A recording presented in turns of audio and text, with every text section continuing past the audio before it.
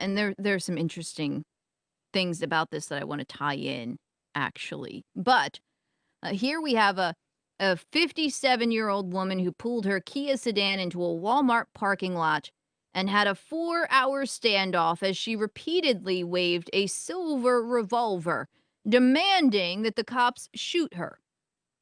Now, these cops, instead of rushing into the situation, they called in technology and they flew in some drones and they spied on what she had inside the vehicle and they used their drones to de-escalate the situation somehow, I guess.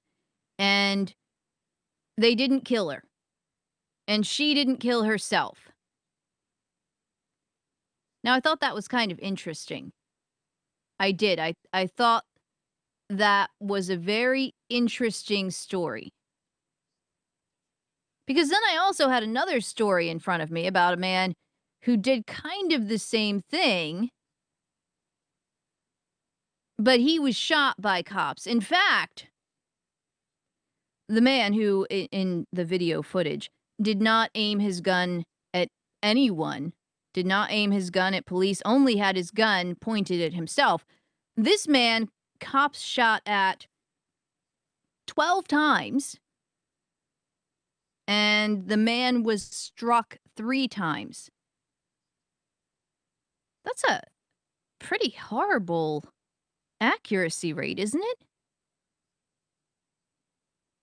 I mean, I feel like target practice-wise, that's not the best. 1 out of every 4 bullets hitting. Luckily, no one nearby was injured. Just, the man who was threatening to commit suicide, he was killed. But I think it's worth mentioning that the man who was threatening to commit suicide that was killed by cops was black, and the woman who was threatening to commit suicide that ended up in a 4-hour-long standoff was white. Now, I'm not saying that there's a difference in the way that police treat people based on the color of their skin. I'm going to leave you to draw your own conclusions there. I just think it's very interesting that cops had a 4-hour-long standoff with a woman, bringing in drones to de-escalate the situation. And, when you compare that to this other story, well, it's a very different outcome, isn't it? So it's very different outcomes. Now, some of the other stories that I have in front of me today, the toll on I-66 inside the Beltway. This is one of those DC things, right? They've increased the toll now. And do you know what they increased this toll to? This is mind-blowing. Famous Dave, why don't you take a guess about what this toll road costs now to go on?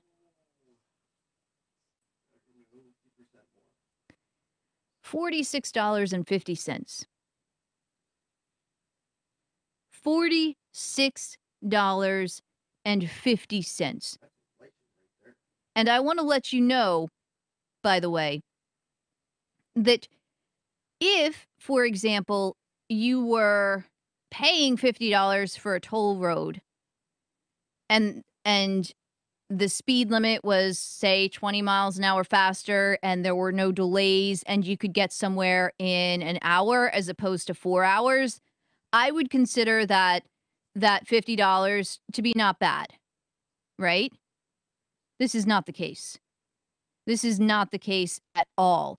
In fact, this toll road still has massive delays, hours long, and the apparent difference of time. here's a guy who uses Route 50 versus I-66. He's timed them both. And if there's no traffic on either, it's a 13-minute difference. So it's it's $46 for a 13-minute difference when it comes to this toll road.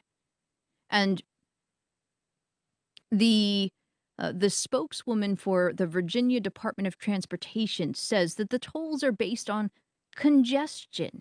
The more congested it is, the higher the toll. And that's how we manage demand for the lanes, so people who are on the lanes have free-flowing traffic.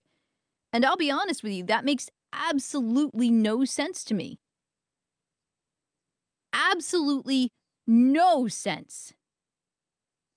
So, if you have to head into the DC area, I highly recommend avoiding the I-66 toll if possible, because you're not going to know how much the toll is until you get to it.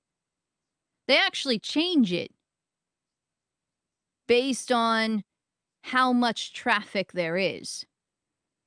But I would really avoid it if I were you. I can understand, like a $2 or $3 toll. I remember getting upset when they made the toll in Delaware on this one road. They made the toll $2.50 on weekends. Or was it $2? Either way, it was more on weekends, and it kind of bothered me, because I could only see my dad on weekends. So we had to pay more to see my dad. I remember that $2.50 upsetting me.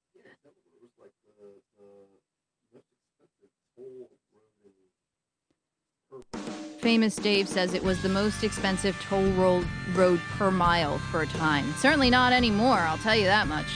All right, that's it for the Angel Clark Show this week. We will return next Wednesday, 2 to 4 p.m. Eastern. Until that time, remember, no army can stop an idea whose time has come.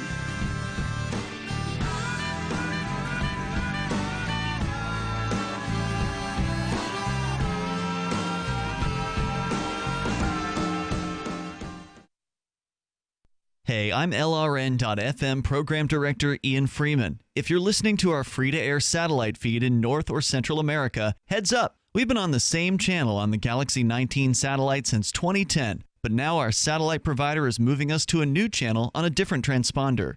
The original channel will stay on the air until the end of February to give you time to transition without any loss of service, so don't delay. I've posted the new channel details at sat.lrn.fm, but in case you're listening with no internet access, if you do a blind scan on your receiver, you should see the new channel at transponder 12, 11,936 megahertz, horizontal polarization, symbol rate 20,000, FEC 3/4.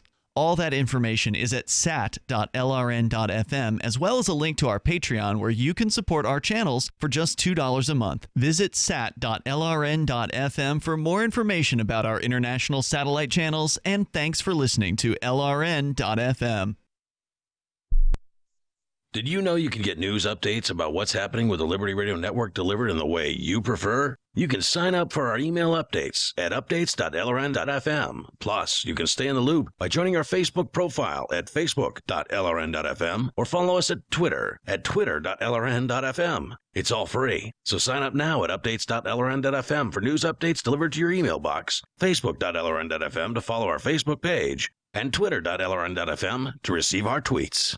Ross Ulbricht was convicted in early 2015 of running the infamous Silk Road Underground Market. The Silk Road was a gift to humanity and helped reduce the harms brought on by drug prohibition. For this good deed, Ross has been sentenced to life in prison with no possibility of parole. Now, an appeal is Ross's only chance, and he needs your support. Please visit freeross.org, where you can contribute via various methods, including Bitcoin. Visit freeross.org. That's freeross.org. The Call to Freedom is coming up next, live after the news on the Liberty Radio Network at LRN.FM. From Keene in the Shire, the Liberty Media capital of the world, this is Daryl W. Perry, host of FPP Radio News for Wednesday, February 14th, 2018. Silver is trading at $16.62 per ounce. Gold is valued at $1,332 per ounce. Zen Cash is trading at $40, and the average price of Bitcoin is $9,173. Antiwar.com reports as details continue to emerge from last week's U.S. attacks on pro-Syrian forces, it appears that dozens, or by some accounts scores, of the slain were actually Russian military contractors working for the Syrian government. That raises the stakes about U.S. attacks in Syria, fueling a direct conflict with Russia. Over the weekend, the U.S. struck again, with officials now confirming that a U.S. MQ-9 Reaper drone attacked and destroyed a Russian T-72 tank in eastern Syria, in what U.S. officials are claiming was an act of self-defense. Lieutenant General Jeffrey Harrigan says the drone saw the tank that took a shot at us, and that he believes the U.S. rules of engagement allows for the tank to be destroyed in self-defense to protect the drone. 3 people within the tank were killed. As to who they killed, U.S. officials are no more forthcoming than they ever are, with Lieutenant General Harrigan saying the U.S. is not going to speculate on whom they killed, and that they flat out don't know whose tank it was or who was driving it. Which isn't a great excuse, because tanks are generally well marked as to their owners and operators, and while both Russia and Syria are 2 of the top 3 extant operators of such tanks, there are massively different ramifications for the U.S. to have destroyed a Syrian tank of Russian origin, or to have deliberately attacked and destroyed a Russian tank. While the U.S. has claimed all of its recent attacks on pro-Syrian forces in the country are self-defense, the claims ring hollow, since they've killed in excess of 100 people while sustaining no casualties of their own, and doubly so in this latest case because they were defending a drone by killing 3 soldiers of unknown origin. Whether you're looking for precious metals, bitcoins, or books, you'll find that and more at shop.fppradio.com. Every purchase you make from one of my affiliates at shop.fppradio.com helps fund FPP Radio. That's shop.fppradio.com. UPI reports the Internal Revenue Service has warned taxpayers of a new scam and to watch their bank accounts for mistaken refunds, followed by calls from scammers to return the money to a collection agency. It's a new twist on an old scam. The fraud begins with scammers stealing client data from tax professionals and using the information to file fraudulent returns with taxpayers' real bank account information to deposit erroneous refunds. The thieves then pose as the IRS or other law enforcement agents in an attempt to get the taxpayers to return the money. In one version, thieves pose as debt collection officials acting on behalf of the IRS and contact the taxpayer to say a refund was deposited in error. They ask the taxpayer to forward the money to their collection agency. Another version uses an automated call with a recorded voice purportedly from the IRS that gives the taxpayer a case number and a telephone number to call to return the money. For over 40 years, Roberts & Roberts Brokerage has been a trusted source for buying and selling precious metals. Gold, silver, platinum, and palladium. They don't feed the banks. They're Bitcoin preferred and have removed the minimum purchase amount for all orders paid in the digital currency. Call Roberts & Roberts Brokerage today for knowledgeable advice on buying and selling precious metals and a forward-thinking approach to new technologies. 800-874-9760 or visit online at rrbi.co. Reuters reports a second federal judge on Tuesday blocked President Donald Trump's decision to end a program that protects undocumented immigrants brought into the United States as children in violation of immigration laws. U.S. District Judge Nicholas Garofis in Brooklyn ruled that the Deferred Action for Childhood Arrival program, or DACA, cannot end in March as the Republican administration had planned, a victory for some states' attorney general and immigrants who sued the federal government. This decision is similar to a January 9th ruling by U.S. District Judge William Alsup in San Francisco that DACA must remain in place while litigation challenging the decision continues. The legal battle over DACA complicates a debate currently underway in Congress on whether to change the nation's immigration laws. The Supreme Court is expected to make a decision by Friday on whether to consider the administration's appeal of the San Francisco ruling. Garofis said the administration could eventually rescind the DACA program, but the rationale given in September for rescission were too arbitrary and could not stand. The judge ordered the administration to process DACA renewal applications on the same terms as had been in place before the president took his action. This has been FPP Radio News, online at fppradio.com. The entire nation has been transfixed by the emotional saga of missing toddler Aaron Crawford. Police remain baffled by 4-year-old Aaron's mysterious disappearance. The Crawford family is finally speaking out, but it isn't easy. We're taking it day by day, you know? We just miss our baby so much. This must be so hard on everyone. All he does is cry. I hate him. Little Aaron was last seen in the bedroom he shares with his older brother, Denny. Authorities say he was abducted by an intruder in the middle of the night. Denny was in the room when Aaron was taken. Yeah, right here. Now it's just my room. Denny, can you tell us what happened? I was in my room. A man lifted up the window and came in. Were you scared? Yes, because I thought he's going to take my Xbox. This is the Onion News Network. The Call to Freedom is an opinion show. It's meant for informational purposes only. It is not licensed financial advice. It is very important to do your own analysis before making any investment based on your own personal circumstances. You should take independent financial advice from a professional in connection with or independently research and verify any information that you hear from the Call of Freedom and wish to rely upon, whether for the purpose of making an investment decision or otherwise. I mean, come on, guys. Duh. It's a cryptocurrency investment and a political talk radio. Of course, it's opinions.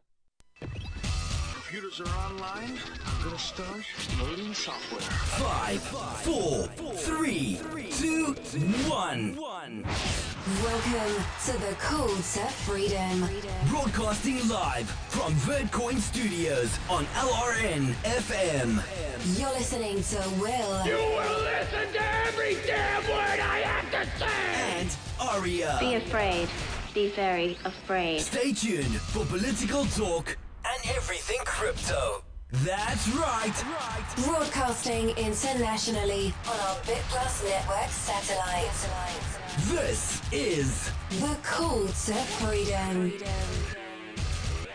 All right, let's boot it up. That's right. We're back here. It is the Call to Freedom, broadcasting live from the VertCoin studio here in beautiful Keene, New Hampshire. And no, your ears do not deceive you. It is me, your regular host, Will Coley, back here from my, my rather tedious trip to Florida, which I'll let you guys know about a little bit here in the first segment of the show tonight. But before we get to that, I want to introduce my co-host, the lady with the most, our cryptocurrency queen herself, Miss Aria Demezio from cryptocurrencycheck.org. How you doing tonight, Aria? I'm good. How are you? I heard you had kind of a rough trip. Yeah, you could say that. And sorry, Tom, you don't get to be the first to call Will Grandpa Coley on the air. Oh, right. I bet he was really looking forward to that. Oh, well, goodness. So, yeah, it was, I went down. The good parts of the trip, I went down, took my oldest daughter with me, Miriam. And, well, the oldest daughter that lives with me. I took the oldest daughter that lives with me to see my oldest daughter in Florida. And Miriam was like, for a 2-year-old child, she is absolutely the most well-behaved little girl you'll ever see in your life. People just kept stopping me and telling me like they just couldn't believe, she's got her own little backpack and she walks through and I don't have to chase her at all. I don't have to speak to her, really. She stays right there. I wear carpenter jeans a lot, so I've got like a strap on the side and she just grabs a hold of that little strap when we walk. And if she's upset with me if she's not holding on to it. So, I was just really, and it went really well. The trip down went amazing. Flew Delta Airlines, paid $25 to get all my luggage there. Got a free movie, free food and drinks on the flight. Little layover in Cincinnati. Went and had some steak. Food was good, tender enough to cut with a butter knife because the TSA wouldn't allow us to have steak knives. And so trip went down, was immaculate. Definitely fly Delta if you get the opportunity. Got there. Think beautiful child is beautiful. If you're on the Discord app, I will. I've got some pictures that I'll post in the Discord app. So some of you, for those of you who are a part of our Discord app family, so you can see she's beautiful. I met the father, Brian. He seems like a straight guy, up and up. He was there through the whole thing. The only time he left the hospital after the baby was born was to go to work. So, and then left there, did a little bit of shopping. There's a really big market there called the Market of Maryville. The Marion Market of Marion. It's in Ocala, where my sister lives, and spent some time with my youngest sister, and her husband, and it was really nice. I really enjoyed it. And then the last 2 days happened. The first thing of the last 2 days, we went and did our thing, and my daughter we took my mom and my dad and my mom, who are actually my grandfather and grandmother in reality. They just adopted me. They came to see us with my biological mom, and I took them out to eat. We went and had seafood at this really nice little spot on the water down in Daytona that was suggested to me by Libertarian Party Senate candidate in Florida, Paul Stanton. A little spot called Boondocks. Went and had a fried seafood combination plate, and then my daughter saw the seashells and stuff on the walls. She's like, Daddy, I want a starfish. And I was like, you know what? She has been such a good little girl. If she wants a starfish, I'm going to make sure she gets a starfish. And I know that these little souvenir shops up and down the beach, they sell that kind of stuff, like dried out starfish and seahorses and different shells and stuff, So we went and we got her that, and she's like, oh, she pointed at this dolphins, and I like dolphins. So I got her a little necklace, because she's like, I like dolphins. I like that. I like that. And so I got her a little shirt, a cute little tie-dyed shirt that has like little ribbons cut. And it was, I think $20 worth of stuff, it's not a lot. And then we went to the hospital, and we parked our car directly under the security light. There's these big security lights all over the parking lot and cameras and all that. And we parked directly underneath the security light. You can see our car from the front door. We go in, spend 2 or 3 hours, visiting with my daughter and with her boyfriend and with the grandbaby. And then we come out, and my mom has, she's had knee surgery, and she just can't get up and down these hills anymore in her age. So I walk down the hill and bring the car up, and I notice, how'd the back window get down? Well, it's an old car, and the back window had been cracked a little bit, and they had pulled down on the window hard enough that they had basically snapped the, I guess it's bands that roll it up and roll it down. They broke the stuff on the inside of the door because it was, it's like a 92 Corolla, and the window was down. But it hadn't been before. And my bags with my laptop was gone. They actually went through my daughter's backpack and took unopened packs of wipes. They took they left her My Little Pony headset that I had bought her that day. Again, like $20. But I had bought myself a headset as well that was like $5. They took that. It was still in the box. The My Little Pony headset I had taken out so that my daughter could use it. They took anything that they saw that they thought that they could take back to a store. So like stuff with tags still on it that wasn't like were in bags in the back seat. Took all that stuff, took my mom's GPS, my mom's cigarette pouch that had all of her identification in it. A lot of stuff. And so now they broke the car, which my mom came to Florida to give my daughter that car because she needs a car to get around, to take, the baby to doctor's appointments and stuff like that. Now my mom can't sign the car over to her because she doesn't have ID and she can't fly home now. She has to drive the car back home, retain all of her identification, and then go back. I mean, yeah. And that's just, yeah, it's a mess. And that's not counting the absolute horror of an experience that I had getting home. Turns out a lot of these places, they advertise themselves as a cheaper option, when in truth, and I learned this the hard way tonight, if you would just book a good airline like Delta, you'll get more instead of getting less and paying more. We'll be back here on the Call to Freedom in just a moment. Give us a call, 603-283-6160. We've got some of the craziest news you ever heard when we get right back. So you've signed the Shire Society Declaration and are planning your move to New Hampshire to be around more liberty-oriented people. Next, sign up for the Shire Society Forum at forum.shiresociety.com. There are a bunch of people there who are already in the Shire, and they want to meet you. If you're already in the Shire physically, you should also come by the forums. Remember, not everyone uses Facebook. New people are signing up for the Shire Society Forum every month, so drop in and say hello at forum.shiresociety.com.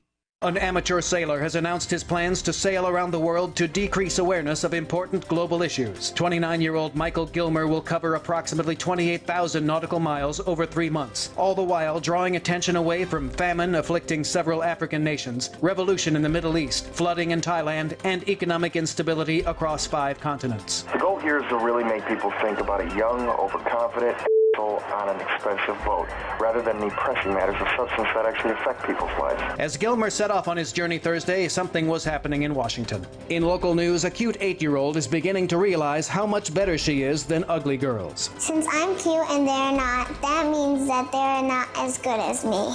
In other news, a slaughterhouse worker is told to stop naming them all. And sure, an area man can watch your cat while his life is falling apart, no problem. You have just participated in a large-scale psychological research study. Please fill out the attached liability waiver and send it to theonion.com/newsbeat. Imagine someone in your community getting in their car, turning on the radio, and hearing the Liberty Radio Network. You can make that vision a reality with your own micro radio station. Visit broadcast.lrn.fm to learn how you can put our programs on the air in your area. You can have LRN.FM running around the clock, and you can even add in your own local shows. Building a radio station is simple, but programming isn't. That's where LRN.FM comes in. Learn more at broadcast.lrn.fm. That's broadcast.lrn.fm. The new 4th edition of Healing Our World, The Compassion of Libertarianism, will take your understanding of liberty to a deeper level and has over 1,300 updated references, new cartoons, and a foreword by Dr. Ron Paul. With discounts for multiple book purchases, the 4th edition of Healing Our World is a great gift for the liberals, pragmatists, environmentalists, and Christians in your life who think libertarianism is cold-hearted. Get yours today at healing.freetalklive.com and use promo code FTL for a $5 discount.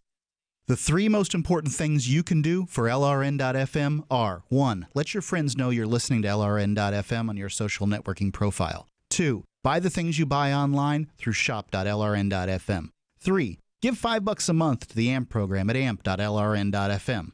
It's my firm belief that the AMP program is the best use of your charitable dollar among liberty-oriented groups. Support all your favorite organizations, but make sure you give $5 a month to the AMP program at amp.lrn.fm. Since time began, tyrants have taken aim at personal liberties.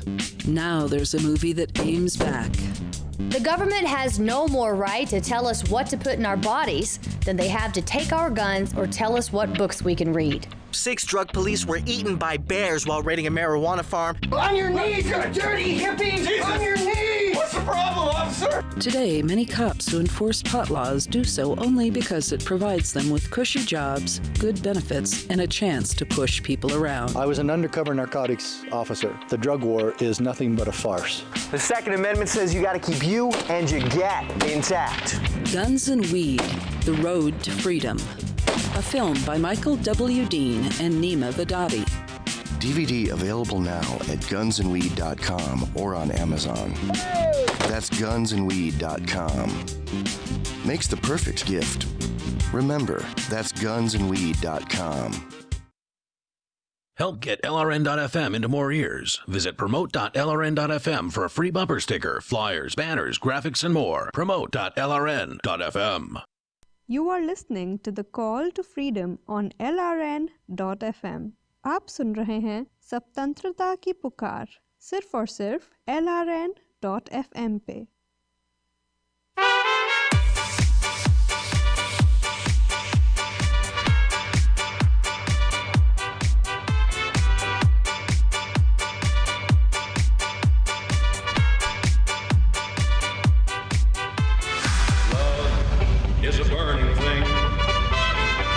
All right, welcome back into the Call to Freedom on LRN.FM. We are broadcasting live again from the VertCoin studio here in beautiful Keene, New Hampshire. It is well above freezing today.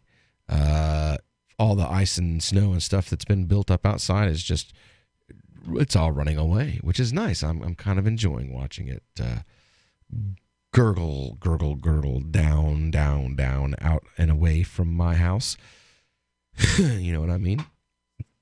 So now I was telling you, kind of sharing my experience. Now we got robbed, and my computer's got this wonderful little thing on it that allows my wife to lock our computer remotely from her cell phone, so that basically, since it's like a 2-in-1 laptop, it has a mobile. The version of Windows that we have on it is a mobile version, so it's Windows 10 Mobile, and I guess there's something on it that my wife has that allowed her to lock our laptop, so that if you open it, you can't get to a screen to enter a password until my wife unlocks it with her phone. That's pretty cool. You know, I thank God for technology, because at least now I know that, you know, this person has basically now got a really fancy, you know, doorstop paperweight that they'll never be able to sell it, because selling it would require them to take it to a pawn shop. When that guy would open it up, and there would be a screen that says this device has been stolen. Please contact your local police department. And you know, it's there's not even a place to put a password in to try to crack a password. So the only thing they really got was some souvenir, like $20 worth of souvenirs, and they did get my mom's, you know, ID and stuff like that. And they got a change purse that my mom had about $100 in cash in, that they were able to get away with. So in the end, they weren't able to rob me for near as much as Sprint Airlines did, and Orbitz.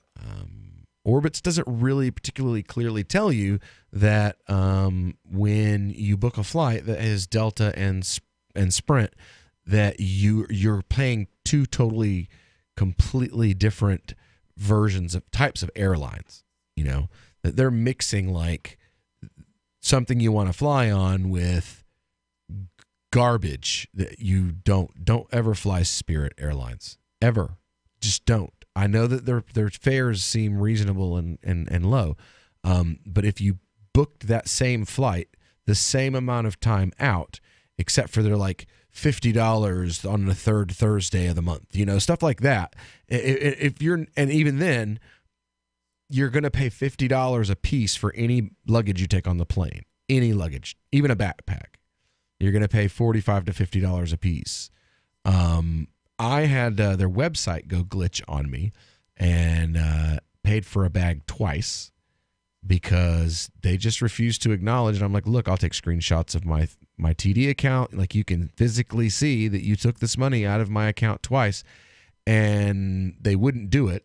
So with them on the phone, I tried to pay for that bag again, and this time, instead of charging me and not telling them, it decided that my bank card, even though I had entered it as a Visa and put Visa in the little slot as like what kind of card I was using, it kept telling me that it wouldn't charge my American Express because the first three numbers were wrong. And I'm like, but I've got it on Visa. Why does it even care about American Express?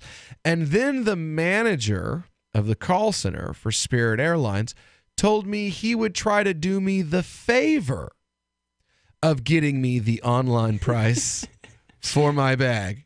Like he was just doing so. He says, hold on just a moment.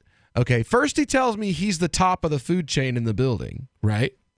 Then he tells me I need to hold on just a moment so that he can make sure that he can give me a discount. So like either you're the top of the food chain and you don't need to check with anybody, or you need me to hold on a minute so you can check and get authorization from higher than you. It's one or the other. So like on more than one occasion on the phone, Spirit Airlines customer service straight out lied to me. And then on top of that, sounds more like Delta. You know what, man? My experience with Delta was the most smooth flying experience I've ever had. I was in the plane. We were there 25 minutes early. The plane got there 20 minutes late. And we still embarked and got there 20 minutes early. I don't know how we did it, but we did. The plane was there. We loaded 20 minutes late and got to Florida 20 minutes early.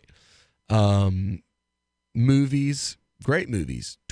5 different really good movies for my daughter to choose from. We just flipped open the laptop. You could get Wi-Fi that you could either pay for $10 for Wi-Fi for the whole time for both of the planes that we would be on, or for free, I could just watch Sing, The Lion King. There were a number of movies that Despicable Me 3, the new one that just came out on video, which is what we ended up watching, which is a really cute movie, by the way. We watched Despicable Me 3 on the way in the airplane. It was such a smooth experience. And Spirit, I will never in my life fly Spirit Airlines again. And in all honesty, like I want to make my experience was so bad that I want to make like a why not to fly Spirit Airlines segment of the show every day for the next 50 years. Like I'm serious. Like I'm that angry about the way because they still haven't acknowledged that they took here's what they told me to do. Go get a refund for the bag that they took the money from me for, and that they don't show it in their system, but my bank account shows that they did take it, that I should go to my bank and get my bank to refund me that money. Yeah, because that's the way it works, right?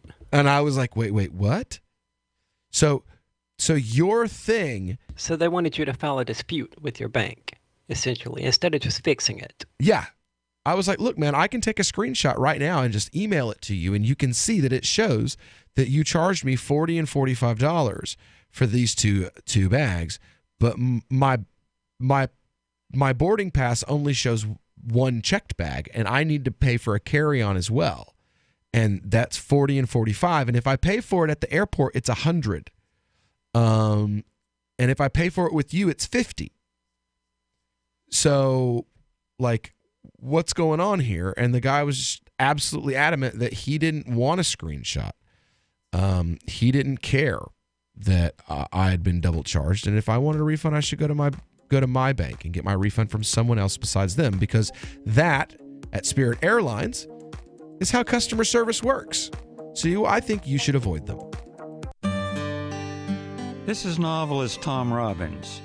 When my mother was diagnosed with glaucoma, her conservative Virginia physician told her there was only one treatment that might ease her pain and save her eyesight.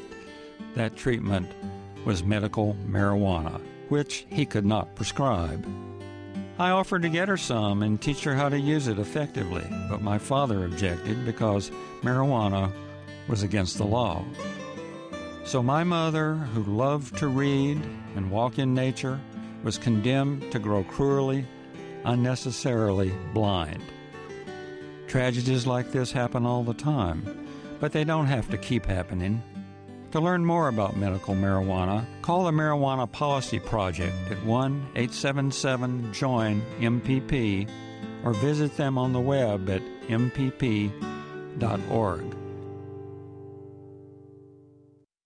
Cell 411 is a free app for Android and iOS that replaces government-controlled 911.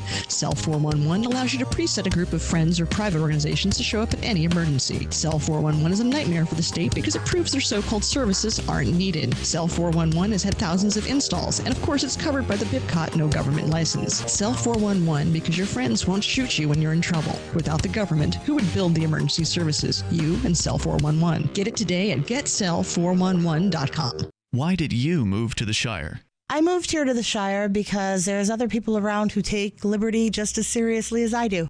I moved to the Shire because I saw videos of people challenging authority and thought that I could get support myself. It called to me, like, do this right now. I wanted to be around people like me who got it. And once I got here, I knew there was nowhere else that I wanted to be. I've always wanted to change the world. So I moved to the Shire to join people who were actually working towards doing the same thing. The people here are awesome, loving, and positive. It was for the adventure and for the feeling of something important is happening here. And I just wanted to come to sort of be part of that. Visit ShireSociety.com to read and sign the Shire Society Declaration and learn the reasons why, if you love liberty, you should immigrate to the Shire. Plus, add yourself to the Shire map at ShireSociety.com. That's ShireSociety.com. Did you know we've taken our LRN.FM telephone listen line to a new level with the LRN.FM audio on demand line? Now you can call 712-770-8447 anytime and listen to LRN.FM's live feed. And you can listen to a bunch of our original shows on demand. Long distance fees may apply. Just dial 712-770-8447 and choose from the menu. 712-770-8447. So the protection of life, liberty, and property is what the Free State Project is all about. But it's an effort to move 20,000 people who understand. It's about demonstrating to the entire country that, yeah, we can have a free market, a truly free market. Making it just a freer, great place to live. It's the world's largest voluntarist libertarian community, and it's only getting bigger. That's amazing, to be able to move to a place where other people passionately believe in being free and independent. What the Free State Project is managing to do, though, is to put their money where their mouth is. It's physically getting up across the country and saying, let's go someplace and let's demonstrate the power of these ideas. There's a lot of kind of philosophy that surrounds liberty. There's a lot of thinking about it and talking about it. But here in New Hampshire, people are doing it. 101 Reasons Liberty Lives in New Hampshire, a documentary by Free State Project Early Movers. Watch it free at 101reasonsfilm.com. 101reasonsfilm.com. Some of our live shows are streamed in HD on Twitch. Please follow and share at twitch.lrn.fm. That's twitch.lrn.fm. You are listening to the Call to Freedom on LRN.FM. Unasikiliza wito wa uhuru katika LRN.FM.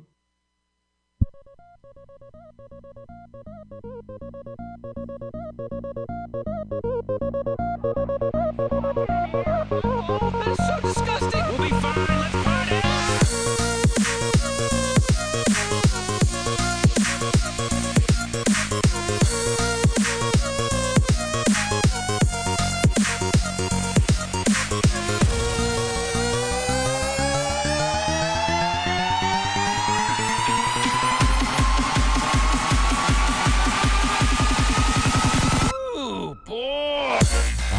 party. We're back here on the Call to Freedom on LRN.FM, broadcasting live from the VertCoin studios. And if you are listening to us internationally, we are coming across on a free-to-air satellite all across sub-Saharan Africa and Central America.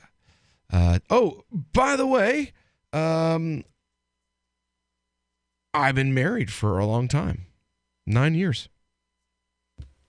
Congratulations. Yep. Married 9 years now. So, yeah, I had to make sure I mentioned that, while the wife is at home. I don't think she's listening. She's probably working on dinner or something of that nature. So, actually, you know what? I think she's stopping to get me sandwiches on her way from picking up my boys. Really? Yeah. Actually, I think I hear that sound out there is her pulling in, bringing me a sandwich from a local place here. Now, so I'm done pissing and moaning about my horrible experience in Florida. I do want to make sure that we cover this story here that was brought in by Aria. Now, do you want to take the lead on this one, Aria? No, you can go ahead. All right. So this story, I found it a little bit, it's not just that it's disturbing. The fact that it's so par for the course, I think, is what's disturbing. And the fact that my laptop is not cooperating with me. Please, there we go. All right, that's disturbing. Now, this comes from the Free Thought Project, from Rachel Blevins. Says here, police department now having parents label their autistic kids so that cops don't kill them. Spoiler alert, though, it doesn't actually work. Instead of teaching, headline, man. I love it. Instead of teaching officers how to determine if a person suffers from a cognitive condition, one police department is putting the burden on the families to attach a sticker to their loved one's car, letting police know that they are autistic. So, yeah, that's awesome. It shows here this picture of one of these special needs stickers. And, man, Telemundo needs to go away. It says here, they're window clings in Olathe, Kansas.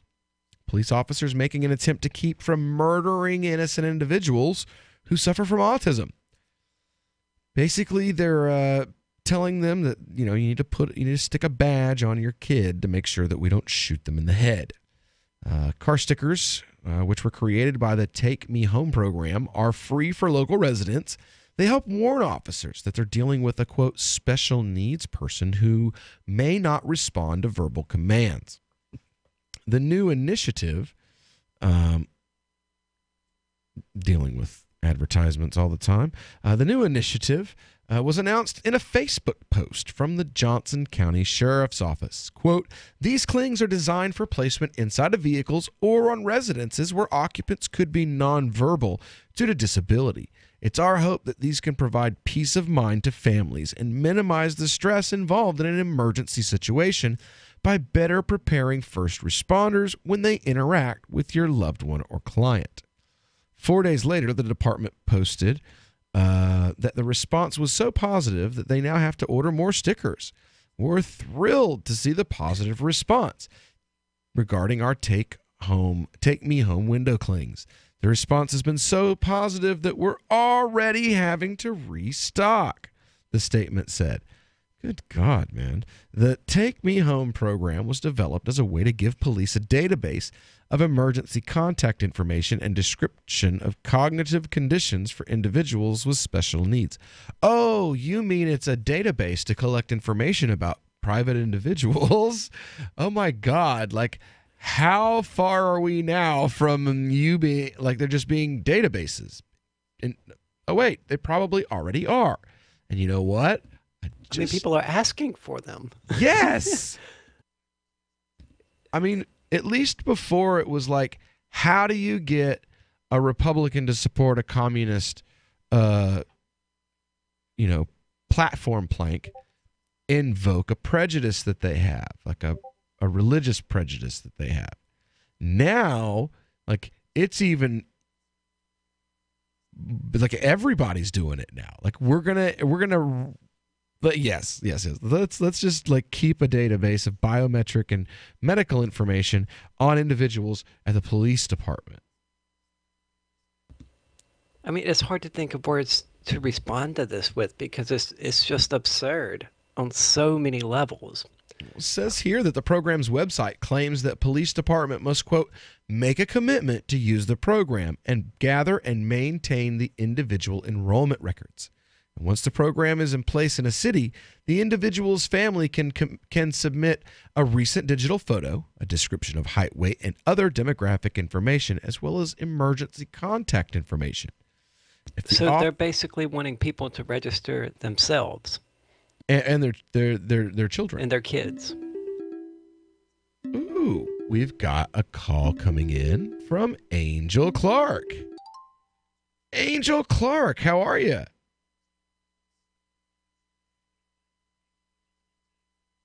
I'm not hearing her at all. Let's try this again. Angel, you there? Huh. Try again. Angel, you there? Well, I don't know why I'm not getting any audio from her at all. Wonder what she's calling in on. I can't hear her at all, though.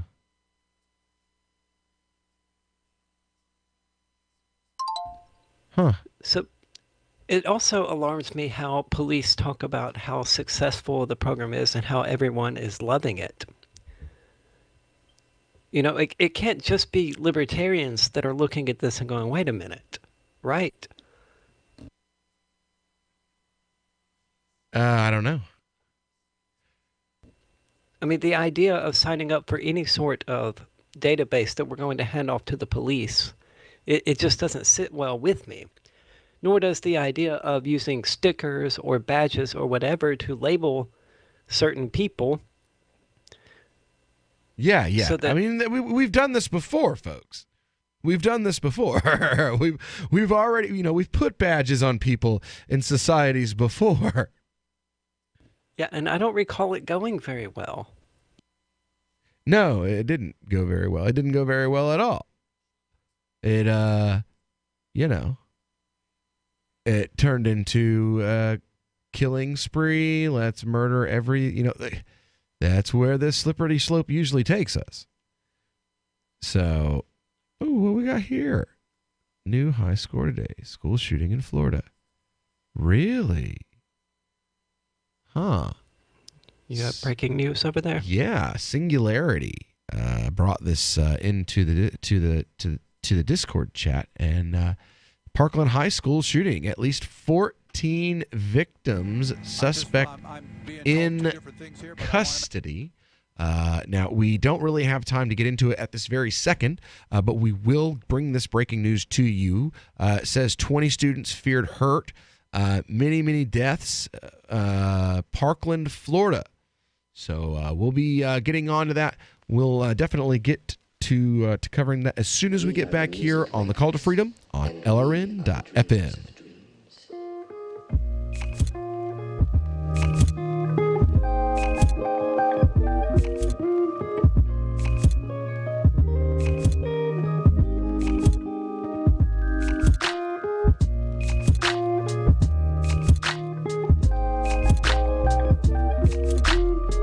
We've all heard about blockchain assets like Dogecoin, Ether, and Ripple. Bitcoin isn't the only player in the blockchain game any longer. And for those of us wondering how to get our hands on these digital assets, finally, there's a solution. Shapeshift.io allows you to buy and sell between your digital assets and Bitcoin instantly between your own digital wallets. I've used it with ease. Shapeshift.io. There's no account or email address needed. You send them the crypto you want to sell. They send back the crypto you want to buy. It's that easy. Shapeshift.io.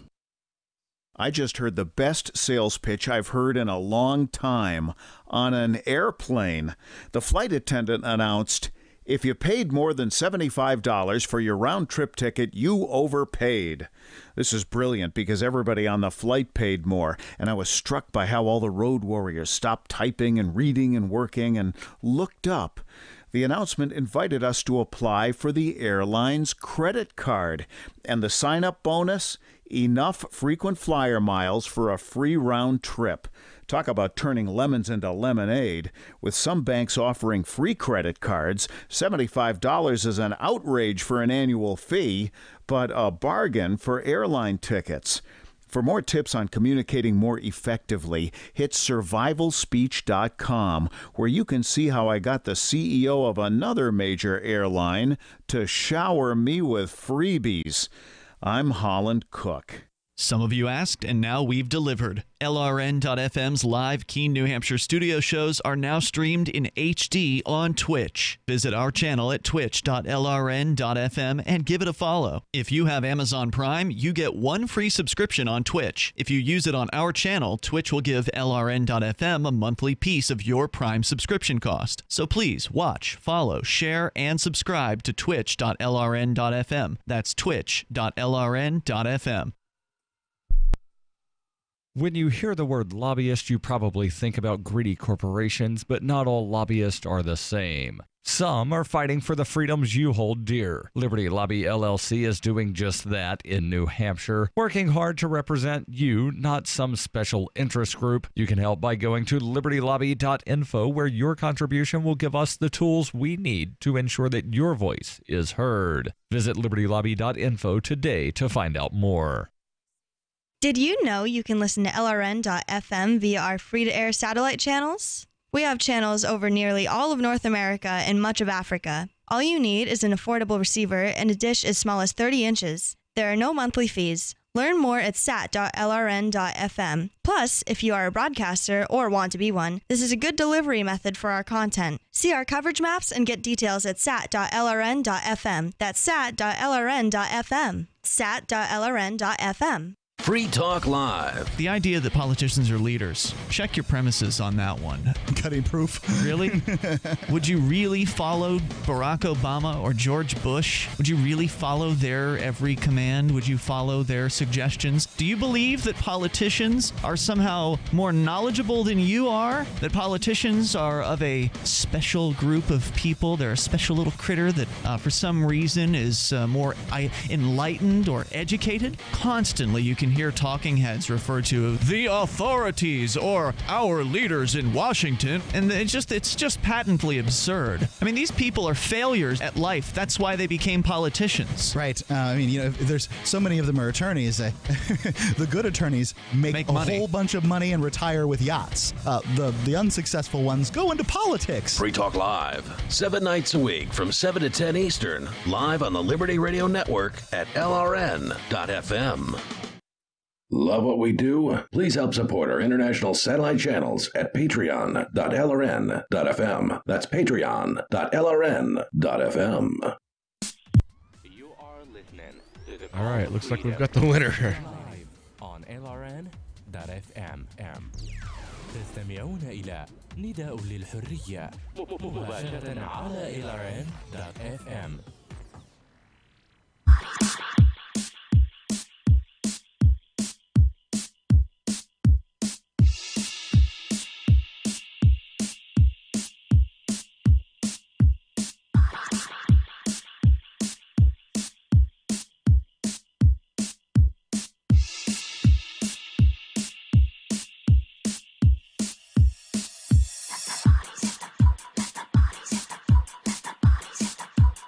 All right, we're back here on the Call to Freedom on LRN.FM. Broadcasting live from the Vertcoin studio here in beautiful Keene, New Hampshire. It is another great day here in New Hampshire. But you know what? In the American cesspool that I just left, it would seem that it's not, it's not that great of a day. Unfortunately, and we'll get into that in just a moment, but are you new to the crypto world, and are you looking, now that prices are heading back up, are you looking to get invested yourself? Well, you know what? Rather than doing all the legwork, let me suggest Helium.com. Now, Helium is it's a savings accelerator, and it's powered by Uphold.com. What it does is they've designed a bot, and it will watch multiple fiat and cryptocurrency values at the same time. That way it can move your money when the timing is just right. See, Helium, it lets your money move you. So go over to helium.com, sign up, get your special deal. That's helium with an e.com/CTF, HELEUM.com/CTF. Be sure to sign up for helium.com and let your money move you today. Now, the story that we've run into here says that there's someone taken into custody. They've got on the scene WSVN in Parkland, Florida. So what we're going to do is, we're going to let them tell you what they're seeing there on site. They do have a subject in custody. This is the man they believe, police officers believe, was involved in the shooting here. Our address that we gave you before, 11735 Northwest 47th Drive, was the correct address here. He has been identified by witnesses now, and they have requested a Broward Sheriff's Office vehicle to come and do the final transport of this subject to wherever destination they're going to be taking him for processing right now. But this all happening within, I guess, the last hour and 20 minutes or so, when the original call went out of shots fired over at Marjorie Stoneman Douglas, a school facility that has a middle school and some other schools over there next to it. They put everything on lockdown. There were 20-something students and people that were injured over there. Everyone has been treated and taken to area hospitals. There was a mass casualty incident that was put out across Broward and Palm Beach County to notify hospitals that there were going to be a number of injuries and a number of people transported. They developed information very, very quickly through witnesses and through school records of who this person was. I'm still going to hold off on the name until we get a confirmation, but we do have the name of the person, his age and all that information. They had a description of what he was wearing. They checked surveillance cameras in the buildings and around the area. They were able to determine exactly where he worked and his scheduling.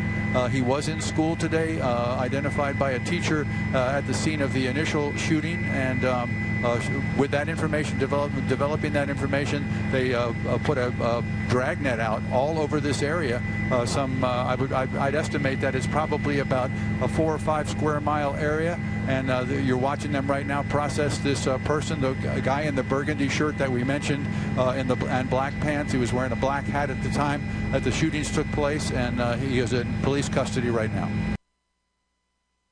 All right, so there you have it. There's been a shooting. They're saying 20 victims.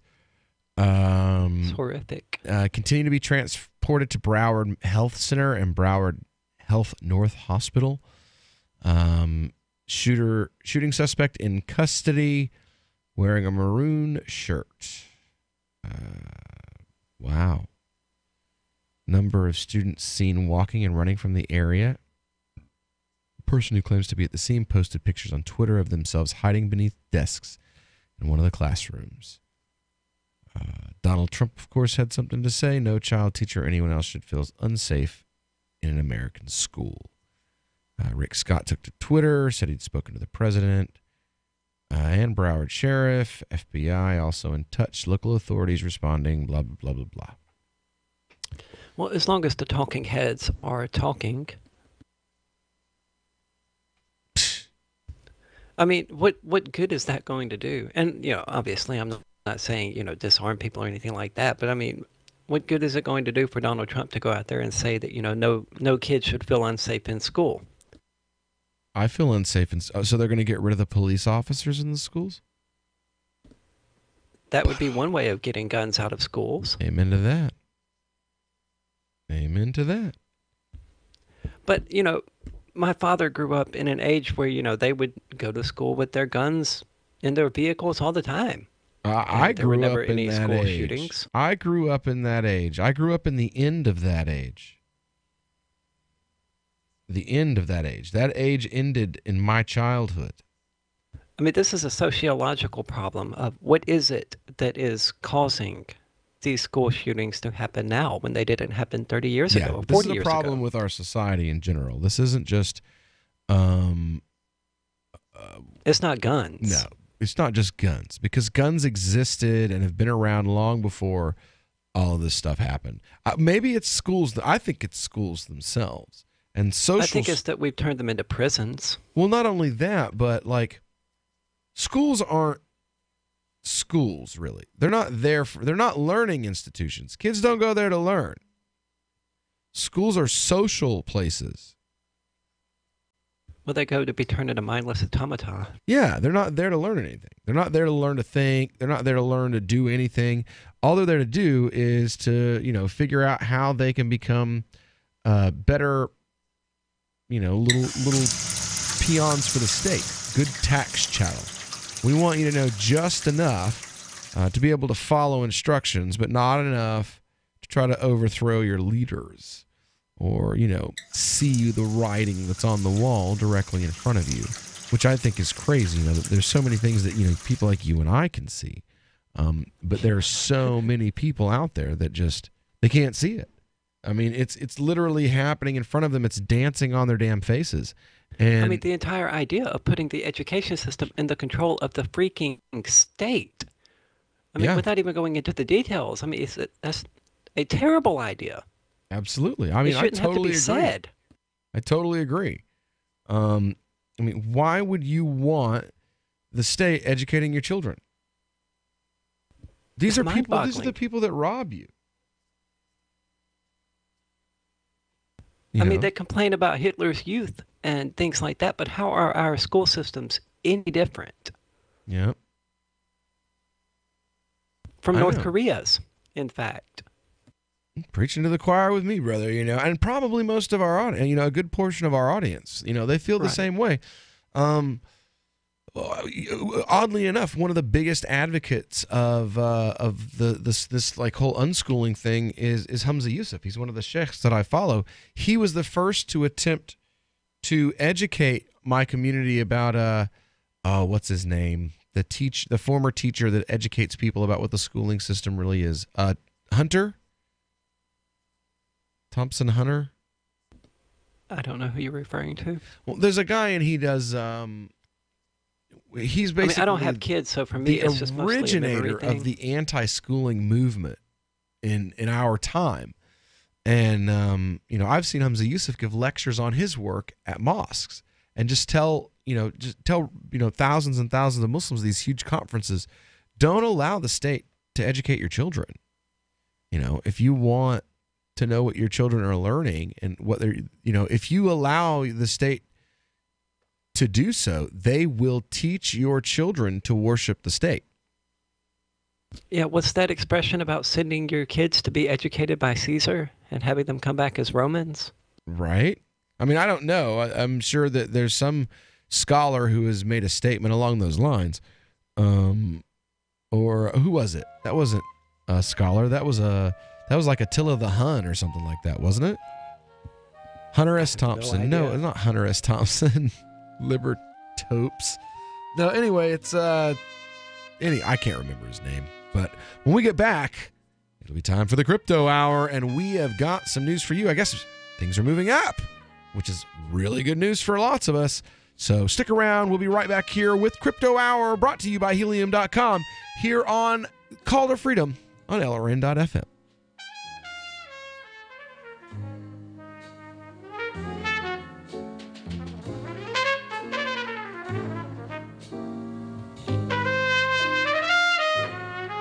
Is spreading the message of liberty, cryptocurrency, and peace around the globe worth $2 per month to you? As you may already know, in addition to our internet feed, LRN.FM broadcasts on free-to-air satellite across North and Central America, as well as Sub-Saharan Africa. And we've been available on satellite for free 24/7 since 2010. The LRN.FM free-to-air satellite signal is reaching some of the most oppressive regimes in the world, and there's no doubt our ideas are making an impact. You can learn more about the channel's impact by watching the 3-minute video at fund.lrn.fm. If you'd like to help free minds globally with our ideas of liberty, cryptocurrency, and peace, you can donate as little as $2 per month via fund.lrn.fm. You can help us continue and expand our satellite broadcast to multiple continents. Visit fund.lrn.fm today, and thank you for your help. Don't forget to share the link on social media. That's fund.lrn.fm. Here's a chance to do a little activism while you're cruising Facebook, Twitter, or Google+. Between the LOL cats, the recipes, the hot girls, and the inspirational sunrise memes, Free Talk Live's posts pass by your newsfeed. Like them, comment. It gives us more exposure. If you don't see our posts, click like at facebook.freetalklive.com and then hover over it to click Get Notifications. It's an easy way to spread the ideas of liberty a bit further. I know you're busy, but you can spare that 1/10 of a calorie it takes to click on something. Facebook.freetalklive.com. Hi, this is Mark Edge of Free Talk Live. Michael W. Dean's book, User's Manual for the Human Experience, changed my life. In a culture that attempts to turn you into a compliant victim, this book gives you implementable steps on everything from how to be aware of your environment walking down the street to business, to how to handle a toxic person in your life. If you're a human, you need to read this book at least once. Go to Amazon and get the Kindle version, or paperback, or an audiobook of A User's Manual for the Human Experience. More of the Call to Freedom is coming up next, live after the news on the Liberty Radio Network at LRN.FM. From Keene, the Shire, the Liberty Media capital of the world, this is Daryl W. Perry, host of FPP Radio News for Wednesday, February 14th, 2018. Silver is trading at $16.62 per ounce. Gold is valued at $1,332 per ounce. Zen Cash is trading at $40, and the average price of Bitcoin is $9,173. Antiwar.com reports as details continue to emerge from last week's U.S. attacks on pro-Syrian forces, it appears that dozens, or by some accounts scores, of the slain were actually Russian military contractors working for the Syrian government. That raises the stakes about U.S. attacks in Syria, fueling a direct conflict with Russia. Over the weekend, the U.S. struck again, with officials now confirming that a U.S. MQ-9 Reaper drone attacked and destroyed a Russian T-72 tank in eastern Syria, in what U.S. officials are claiming was an act of self-defense. Lieutenant General Jeffrey Harrigan says the drone saw the tank that took a shot at us and that he believes the U.S. rules of engagement allows for the tank to be destroyed in self-defense to protect the drone. 3 people within the tank were killed. As to who they killed, U.S. officials are no more forthcoming than they ever are, with Lieutenant General Harrigan saying the U.S. is not going to speculate on whom they killed and that they flat out don't know whose tank it was or who was driving it. Which isn't a great excuse because tanks are generally well marked as to their owners and operators, and while both Russia and Syria are 2 of the top 3 extant operators of such tanks, there are massively different ramifications for the U.S. to have destroyed a Syrian tank of Russian origin or to have deliberately attacked and destroyed a Russian tank. While the U.S. has claimed all of its recent attacks on pro-Syrian forces in the country are self-defense, the claims ring hollow since they've killed in excess of 100 people while sustaining no casualties of their own, and doubly so in this latest case because they were defending a drone by killing 3 soldiers of unknown origin. Whether you're looking for precious metals, bitcoins, or books, you'll find that and more at shop.fppradio.com. Every purchase you make from one of my affiliates at shop.fppradio.com helps fund FPP Radio. That's shop.fppradio.com.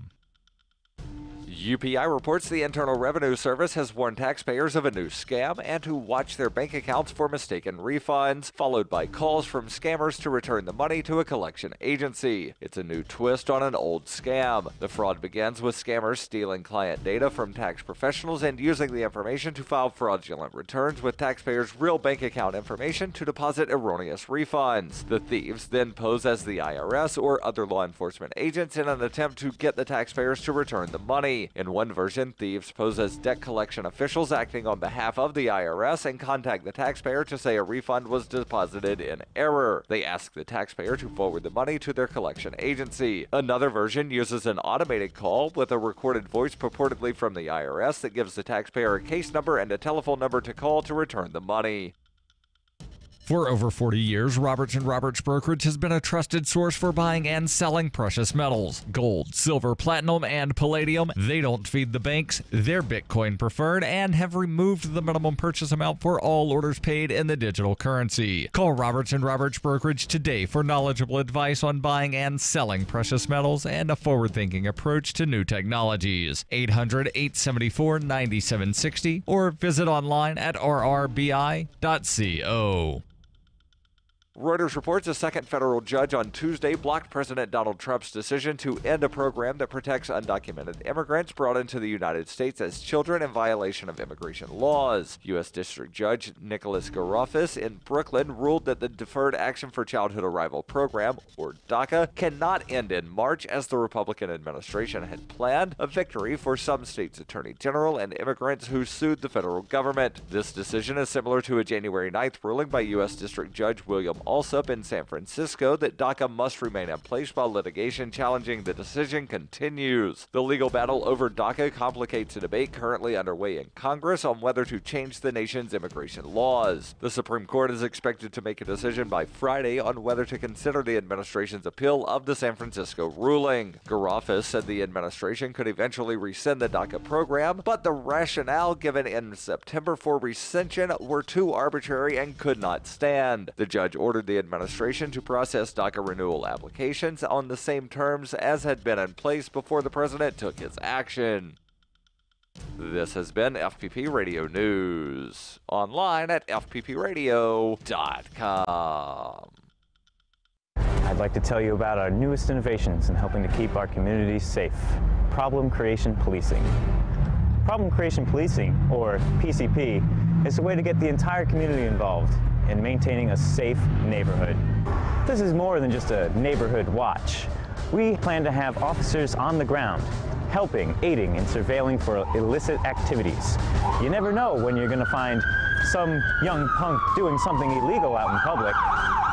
That's why we're going to have officers everywhere. You never know when they're going to pop up. So we want PCP in our homes, at our jobs, and in our schools. We want PCP everywhere. How can you get involved in PCP? Well, for starters, you can call your local authorities and ask them how you can get PCP. I'm Byron Kingsley from the Citizens Respecting the Authority of Police. The Call to Freedom is an opinion show. It's meant for informational purposes only. It is not licensed financial advice.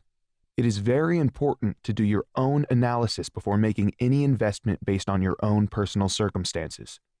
You should take independent financial advice from a professional in connection with or independently research and verify any information that you hear from the Call of Freedom and wish to rely upon, whether for the purpose of making an investment decision or otherwise. I mean, come on, guys. Duh. It's a cryptocurrency investment and a political talk radio. Of course, it's opinions. Hold. Hold. Hold.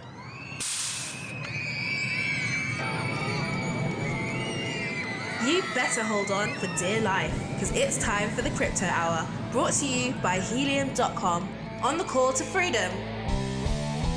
That's right. It's time for the Crypto Hour here on LRN.FM, brought to you by Helium.com. That's helium with an E.com, HELEUM.com. And don't forget to add the /CTF to get your special offers for being a Call to Freedom listener.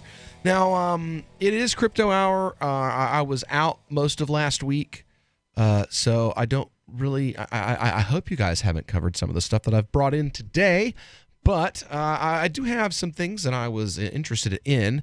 One, because I think it's a good warning for people like our listeners out there. Now, Wikawia, this hour, the Crypto Hour is devoted to cryptocurrency. I will be happy to get to, well, actually, that is a cryptocurrency related question. So I'm going to get into Wikawia's question first over here.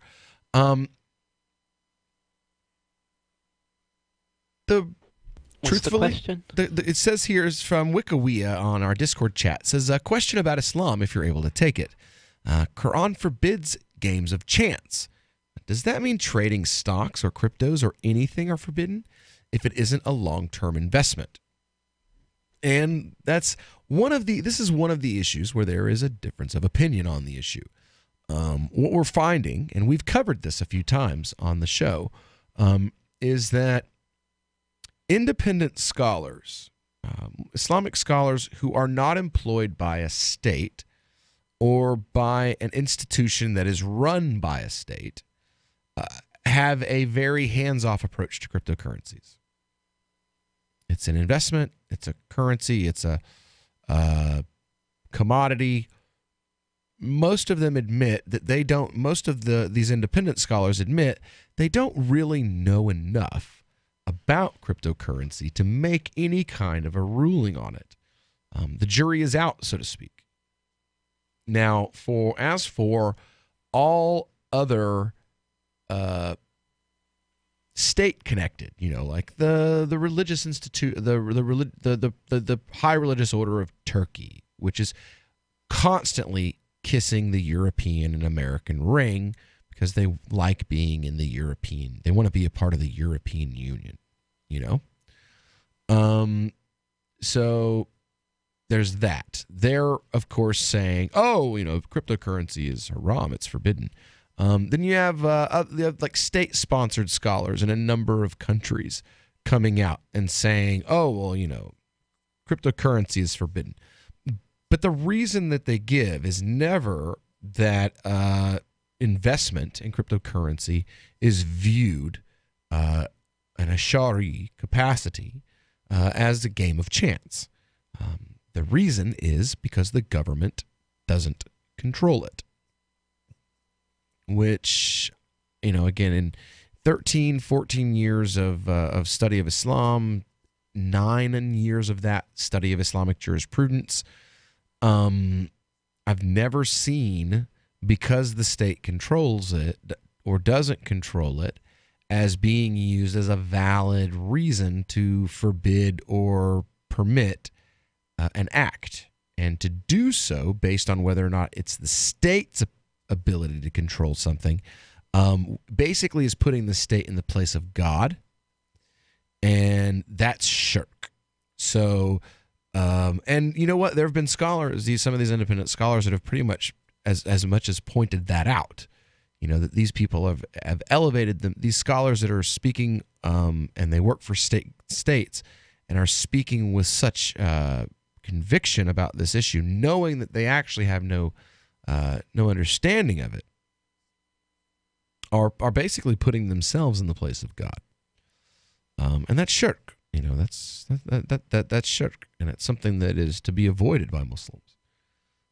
I'm not excommunicating them by any, in my personal opinion, by any means, but they are overstepping the bounds of their own knowledge, and they're not admitting that they're making rulings on something that they actually like. My question is always, if you have a legal opinion on cryptocurrency and Sharia, can you tell me what a hash rate is? No? Then you really don't have a business having any opinion. That's the long and the short of it. You don't have a reason to have an opinion. You aren't well enough informed to have an opinion at all. You should just shut up. But that's my opinion. And that's also the opinion of a number of other scholars that, we've actually read their legal opinions that they wrote here on the air earlier weeks of the show. So I hope that answers your question, Wikowia. Now on to the stories that we've brought in here. This is something it's a little scary to me, and I wanted to make sure that we cover it. We've only got a couple more minutes left in this segment, but we're definitely going to continue it on. It says, Bad Code has lost $50 million of cryptocurrency in less than a year. Cryptocurrency can be lost in a variety of ways, from forgetting a password to hacking to failed flash drives. But in dollar terms, one of the biggest causes of crypto losses is simply bad code. It's not usually the fault of the coin's developers. Instead, third parties, including shoddy smart contract developers and shady exchanges, are to blame for losses that have reached $500 million in the last 7 months. Wow. That's a lot of scratch, yo. Aria, are you there? Aria's not feeling good tonight, here, folks. She's going to make me host I think they the know show. that I've been sick for since Friday. Yeah? What is it? It's a flu? No, it's pneumonia, actually. Oh, holy shit. Yeah. Well, I'm recovering now, so it's not as bad as it was. But I'm listening. I'm not surprised in the least. Flash drives are notorious for failing. I wouldn't want to put critical information on a flash drive and not have it anywhere else. Any kind of drive is prone to failure. Right.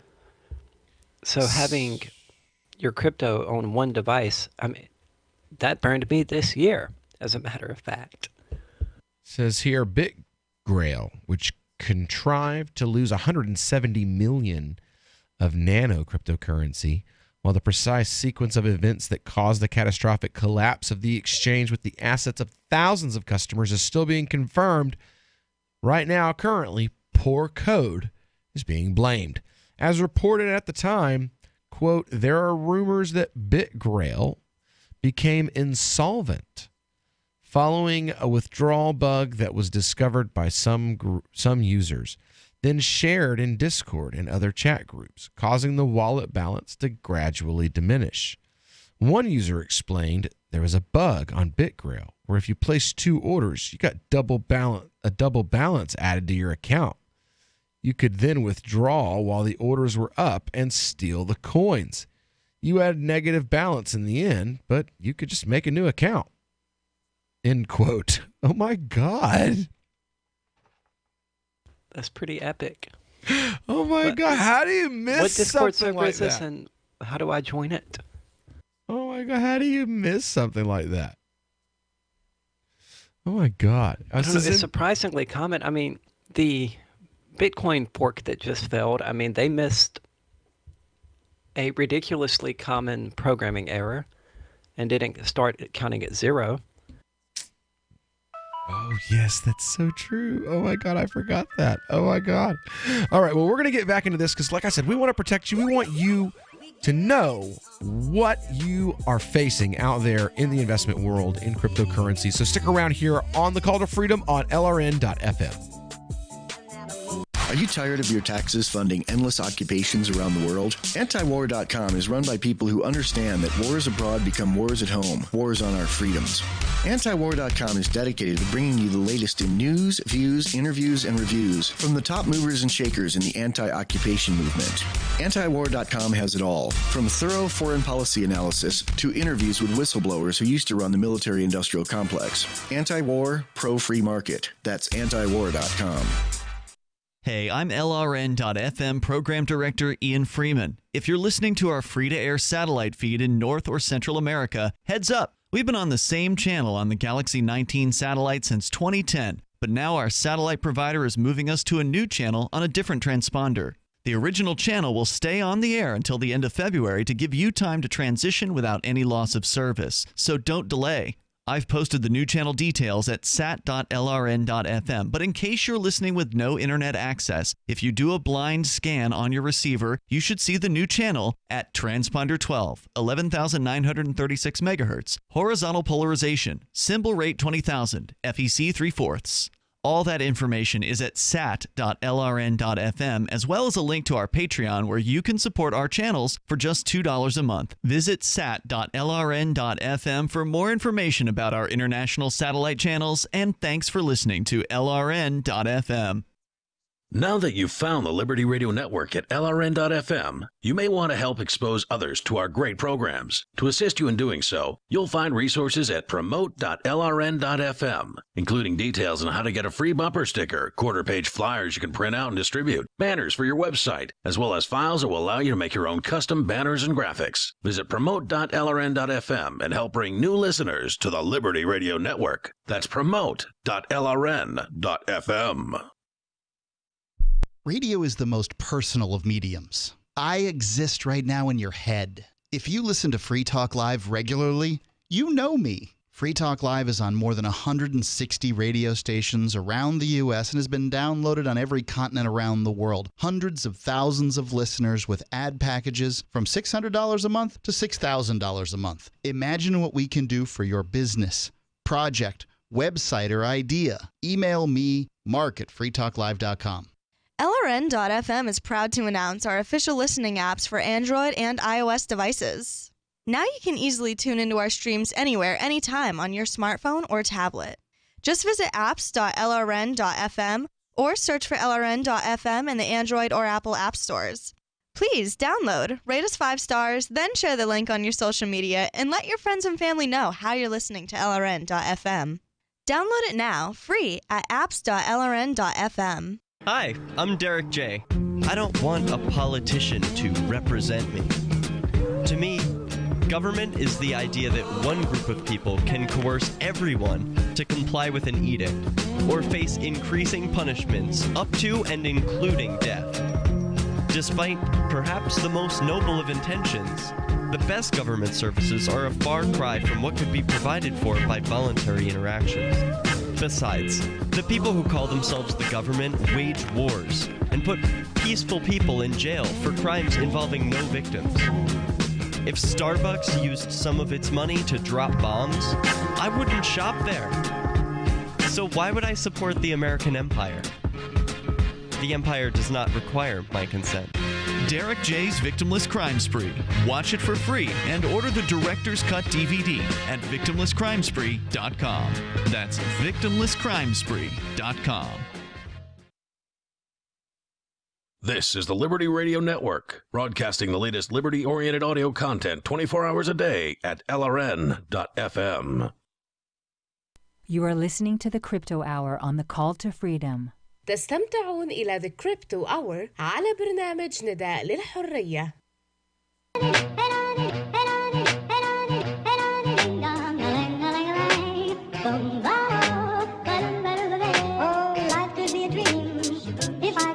Up in paradise, I suppose.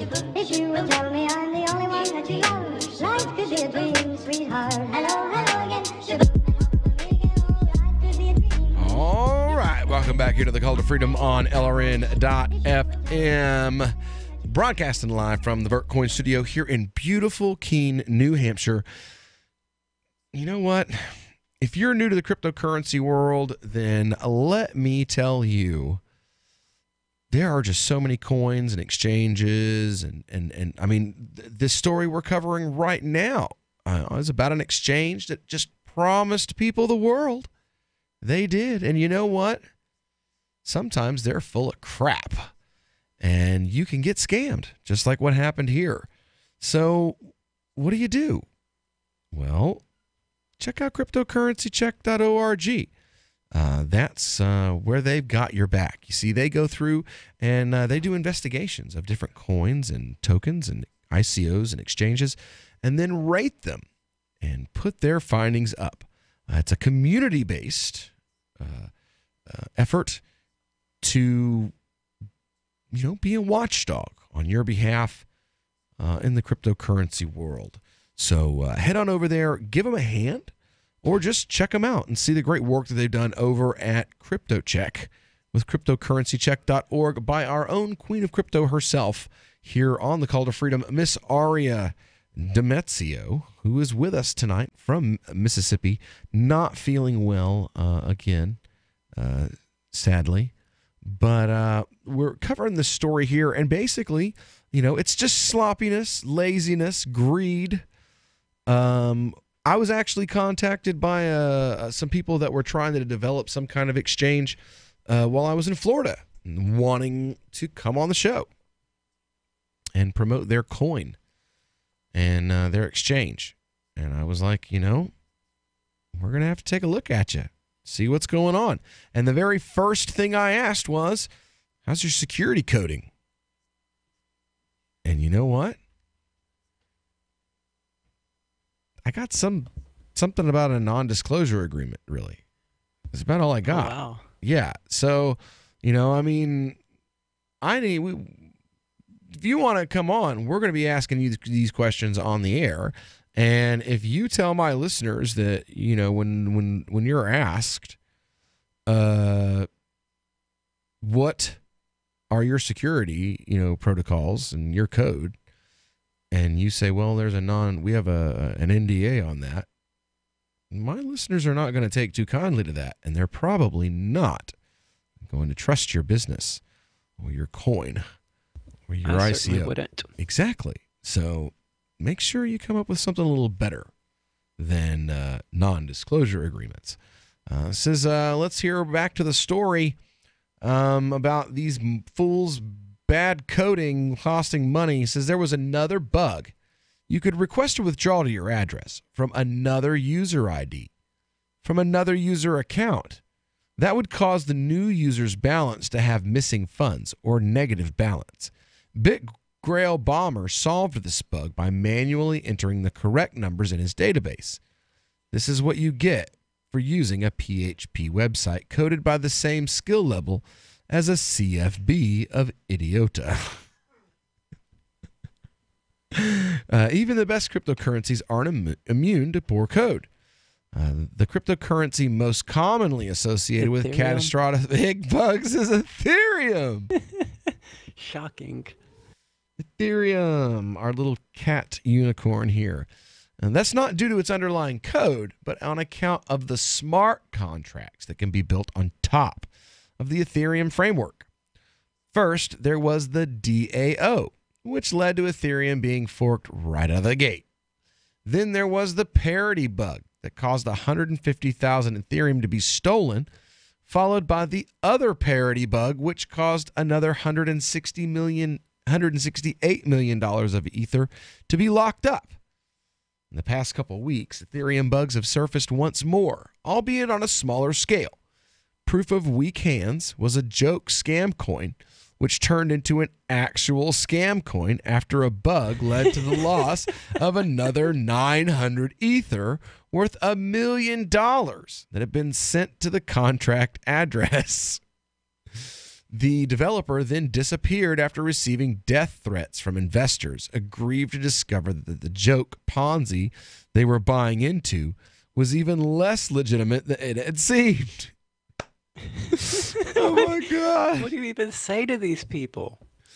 POWH has since spawned a new scam coin called ETH Pyramid, which is for, quote, strong hands only.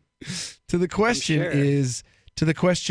is ETH Pyramid secure? The site responds, yes. Our development team put a lot of time into refining and testing this contract to make sure your tokens are safe. Internal functions of the contract are not accessible to the end user. There's also a POWH 420, the world's dank, autonomous, and self-sustaining 420 pyramid scheme. Oh my God. Proof of Weed Hands Technology version 4.2.0. Oh my God, I can't believe this is real. Oh my God. Are they using a WordPress site? Oh my God, it looks like it. It says even if joke coins and their joke developers are taken out of the equation, it's evident that cryptocurrencies are only as strong as their weakest link. While altcoins such as Ethereum and Nano have undoubted potential, like every other crypto, they're hostage to bugs lurking in wallets, smart contracts, and exchanges. One bad line of code, that's all it takes. So, what do you guys out there think about bad coding? I wish we had Rich Paul on with us tonight, because he'd be the one to give us an earful on this subject.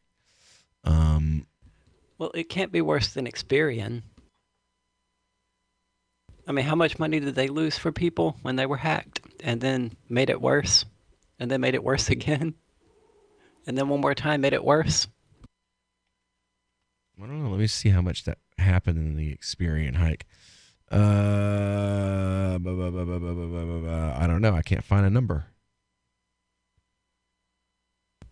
Well, at least we have an idea of how much Ethereum... 143 million U.S. consumers. So it affected 143 million people. That's quite a lot. Yeah, it is. That's a pretty big number. And then you have you have data breaches at Equifax that got people's credit card information. There's millions and millions and millions of dollars lost there, So I mean, I know that it's a part of dealing with security in the financial world, but this is cryptocurrency. In my opinion, we should. Well, and a lot of these are obvious scams. We should be setting. True. Like Ponzi coin. Yeah, that actually say right up front that they're scams. I mean, come on. How stupid do you have to be to not think you're going to be scammed by something that calls itself a scam in the very, it's like the FU coins and the useless Ethereum tokens becoming credible currencies. Oh my goodness. What's your opinion? Let us know. 603-283-6160. We'll be right back. Free Press Publications is an independent, alternative media and publishing company founded in June 2009 with the mission of ensuring a free press for the freedom movement and is committed to spreading the message of peace, freedom, love, and liberty. FPP also gives new authors an avenue for publishing freedom-oriented material.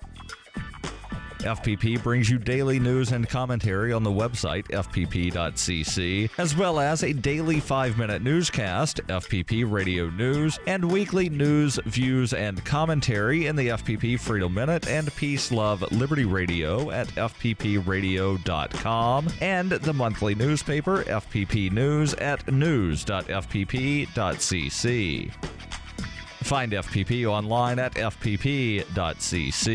That's fpp.cc, as in Creative Commons. This Your Family Today tip is brought to you by Boost Kid Essentials Nutritionally Complete Drink, providing your picky eater with essential nutrition and great taste in one drink. Visit us at kidessentials.com. To make sure your kids eat healthy, follow the 5-a-day plan. Serve 3 servings of vegetables and 2 servings of fruit daily. Remember, a serving could just mean a piece of fruit or a half cup of veggies. If your kids are picky eaters, ask a nutritionist about other sources. For more tips like these, visit us at parenthood.com/yourfamilytoday. On Free Talk Live, we're bringing people to the ideas of liberty every day. From wrestling superstars like Glenn Jacobs. You guys really are having an impact, I believe. Like I said, a lot of where I am now is due to listening to Free Talk Live. You changed my mind on some very important issues years ago. To random people tuning in on the radio. I was kind of stuck in the left-right paradigm. I heard your show by chance on a Saturday night. From there, I went on, joined the Free State Project, and become an amplifier. So, I mean, that's really the reason why I amp is because I know that if it wasn't for you guys being on as many stations as you are, I never would have found the ideas of liberty. Your amp will directly change more lives by getting Free Talk Live in front of people looking for talk radio online and on the air.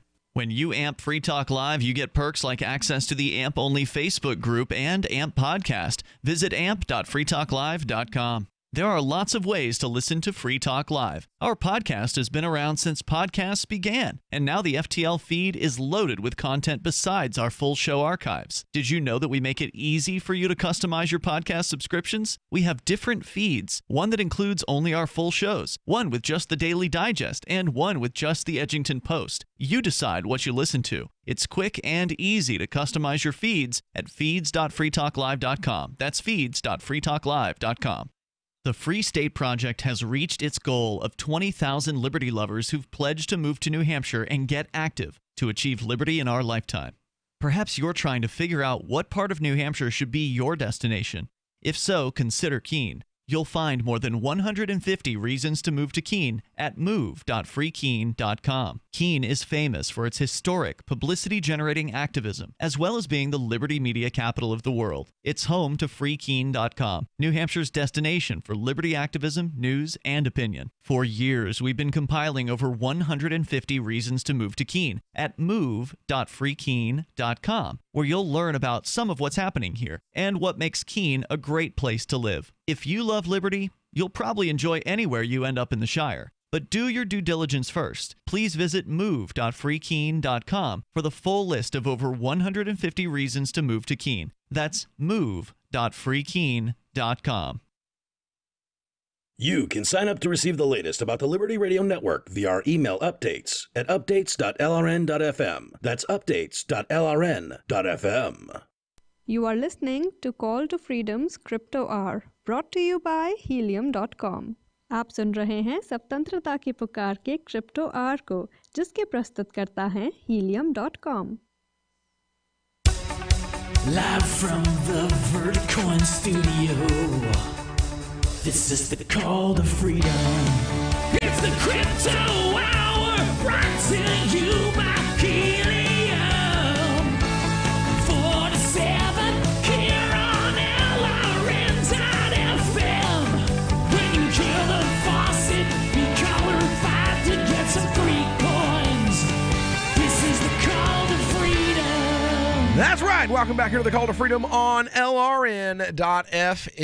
We are here in the middle of the Crypto Hour here on Call to Freedom.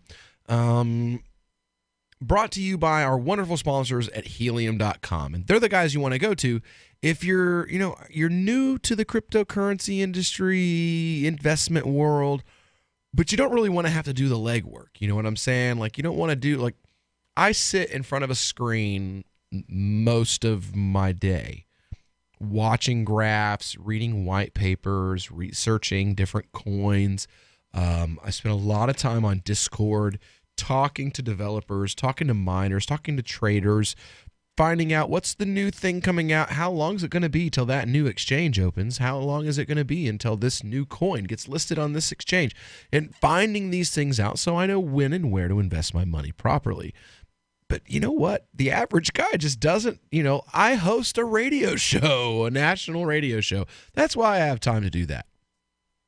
The average Joe, well, he's not got time to do that. And that's what Helium's for. It's just for you. It's a savings accelerator. It watches the exchange rates between regular fiat currencies and cryptos, and then it moves your money when the time is just right. Helium allows your money to move you. So sign up at helium.com/CTF. That's HELEUM.com/CTF. Get your great deal for being a Call to Freedom listener. Now, time at the half, the top middle area of our cryptocurrency hour is the crypto wrap up, and it's got our, we update you guys and let you know what's going on in the crypto price world. Vertcoin right now, our wonderful sponsors of the Vertcoin Studio, it is trading up almost 10% in the last 24 hours at $3.44 a coin. Then you have the sponsors here at LRN, Zencash. They are trading at $40.38 a coin, also up about 9%. Bitcoin median fee in dollars per transaction. Next block fee, the fee to have your transaction mined on the block, the next block within the next 10 minutes will be $2.34. Within the next 30 minutes will be $2.11. And hear this, folks, within the next 6 blocks is down to 23 cents. So that is a massive, massive improvement. Still about 2,300 or to 23,000% higher than anywhere else. But my observation today is that Bitcoin transactions are very, very low. The meme pool has less than 10,000 unconfirmed transactions. Wow. So Bitcoin trade volume has gone way down. Let's see here. The market cap is still about $450 billion. Bitcoin's dominance, however, has gone down an entire percentage point in the last week, from almost 36% to just under 35% at 34.7%. So, I'm wondering what is going on for the future of Bitcoin. The Bitcoin's prices are up about 8.5%. The trade volume is only about $8 billion today. So that's down, actually. So there you go. Trade volume in Bitcoin is sluggish. I don't know if that's a good thing or a bad thing. I'm not surprised. I don't see good things for Bitcoin this year, to be honest. I see good things for just about every other cryptocurrency, but I think people are just kind of tired of Bitcoin's crap. So are you saying that John McAfee is going to have to eat some spotted dick on the air? Probably. I mean, didn't he predict it was going to hit like 500,000 or something? He said if Bitcoin didn't hit 500,000 by some date, 5 years from now or something, that he would eat spotted dick on national TV. So, well, I'll send him a fork. For real. And by the way, spotted dick, of course, being a British dessert that you can get at Publix grocery stores in the international section in a can.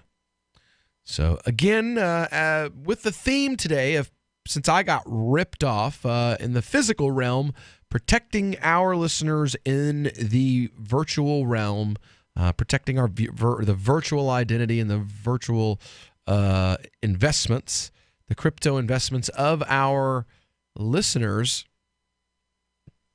I want to bring another story to you. This about IOTA. Now, this is a coin that Free Talk Live host Ian Freeman has had quite a bit of interest in trying to get his hands on some of. I think he finally did decide to bite the bullet and join an exchange so that he could finally buy some.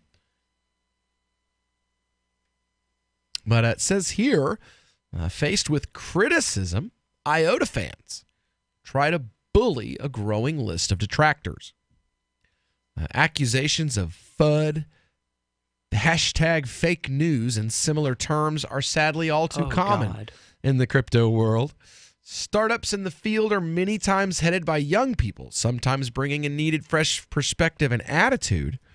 But a few appear to completely lack the maturity needed to run a public business. In the case of IOTA, this is exacerbated by sycophants who enable the situation and rather attack critics than have adult discussions. Oh my God, that sounds like politics and everything else on everything right now, every subject now on social media. IOTA fans are trying to silence critics. The IOTA network, the network behind the now 10th most valuable cryptocurrency in the world by market cap, MyOTA, it's facing various criticisms and doubts about its technological capabilities.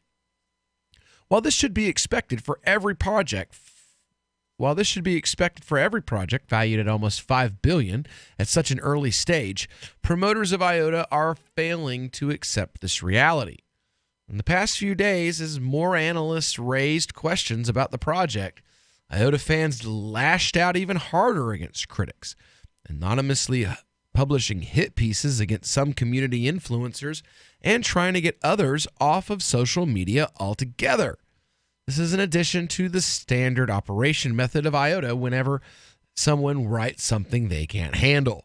A childish or nasty ad hominem attack by the head of the team on Twitter, followed by a barrage of similar insults by his minions and likely mini bots, as the frequency seems to suggest. There's a growing enemies list rather than reflect on the behavior that got them into hot water in the first place. IOTA promoters seem to be doubling down. They've embraced an us versus them mentality, wherein anybody who doesn't support IOTA 100%, well, they just don't know anything about anything. Any developer objecting to their non-blockchain solution and even former investors who complain about their funds being stolen are all being seen as enemies attacking the group. So, if you don't like IOTA, you're their enemy. If you question them, you're the enemy. You've got an opinion, give us a call. 603-283-6160. We'll be right back. What do you shop for that you could otherwise buy at Amazon? Pretty much everything, right? Amazon has competitive pricing and they deliver, and that's a big plus. If you could plan ahead in your shopping, would you be interested in saving up to 33%? There's a catch. You have to do your shopping in Bitcoin. But imagine those savings. It's like a huge raise. All you have to do is go to SaveItPurse.com. We've saved thousands, and you can too. Plan ahead and save. SaveItPurse.com. This is Michael Dean from the Freedom Fiends. I've run websites since 1996 and have used over a dozen web hosts in that time. AgristHosting.com is the only one that hasn't broken my heart. Agrist Hosting's uptime and service is stellar, and their DDoS mitigation is the best I've seen. That's important because if you tell the truth in this world, you'll ruffle feathers. And some people will try dirty tricks to silence your voice. No matter what the haters hit us with, Agorist Hosting keeps our websites online. If you have a mission-critical commercial presence or a world-changing activism site, you cannot tolerate any skullduggery. So go with agoristhosting.com. Have a WordPress or blog site, but you're not satisfied with performance or uptime? Or just want raw hosting? Want to pay with Bitcoin? Agorist Hosting specializes in high-performance hosting with personalized service. Go to agoristhosting.com and click on the button that says Get Hosted. That's agoristhosting.com. LRN.FM now has a Discord. Discord is a free text and voice chat platform, and we now have our own server with a bunch of channels at discord.lrn.fm. You can join other listeners as they chat about various things during our live shows, or anytime, day or night. Discord software is available cross-platform, so you can have it on whatever device you want and take your chats anywhere. Join our Discord at discord.lrn.fm. That's discord.lrn.fm. Looking for a great real estate investment? Consider New Hampshire, which is ground zero for the Liberty Movement. Your first call should be to Mark Worden from Porcupine Real Estate. He's more than just a real estate agent. He's your New Hampshire concierge. Where are the best places to live? Do you want farm, city, the burbs, or forest? Do you want a duplex or multifamily building so that renters pay your mortgage? There are homes in all price ranges in New Hampshire, and Mark can help with financing too. Invest in Liberty and property. Mark Worden can help. PorcupineRealEstate.com. Did you know you can get news updates about what's happening with the Liberty Radio Network delivered in the way you prefer? You can sign up for our email updates at updates.lrn.fm. Plus, you can stay in the loop by joining our Facebook profile at facebook.lrn.fm or follow us at Twitter at twitter.lrn.fm. It's all free, so sign up now at updates.lrn.fm for news updates delivered to your email box, facebook.lrn.fm to follow our Facebook page, and twitter.lrn.fm to receive our tweets. Is spreading the message of liberty, cryptocurrency, and peace around the globe worth $2 per month to you? As you may already know, in addition to our internet feed, LRN.FM broadcasts on free-to-air satellite across North and Central America, as well as Sub-Saharan Africa. And we've been available on satellite for free 24/7 since 2010. The LRN.FM free-to-air satellite signal is reaching some of the most oppressive regimes in the world, and there's no doubt our ideas are making an impact. You can learn more about the channel's impact by watching the 3-minute video at fund.lrn.fm. If you'd like to help free minds globally with our ideas of liberty, cryptocurrency, and peace, you can donate as little as $2 per month via fund.lrn.fm. You can help us continue and expand our satellite broadcast to multiple continents. Visit fund.lrn.fm today, and thank you for your help. Don't forget to share the link on social media. That's fund.lrn.fm. What's up next? Visit the Liberty Radio Network program guide to find out at shows.lrn.fm. That's shows.lrn.fm. You are listening to the Crypto Hour on the Call to Freedom, brought to you by Helium.com. Unasikiliza Crypto Hour inayohusu wito wa uhuru, imeletwa kwako na Helium.com.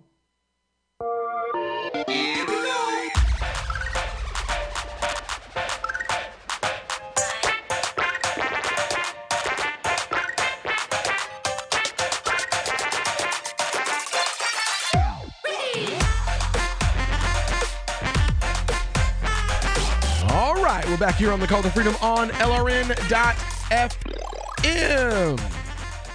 Broadcasting live from the Vertcoin studio here in beautiful Keene, New Hampshire. We are your show trying to protect you in the cryptocurrency world today. Broadcasting right now our Helium.com Crypto Hour. We do have on hold a caller. We have Robert from Vermont on to talk about IOTA.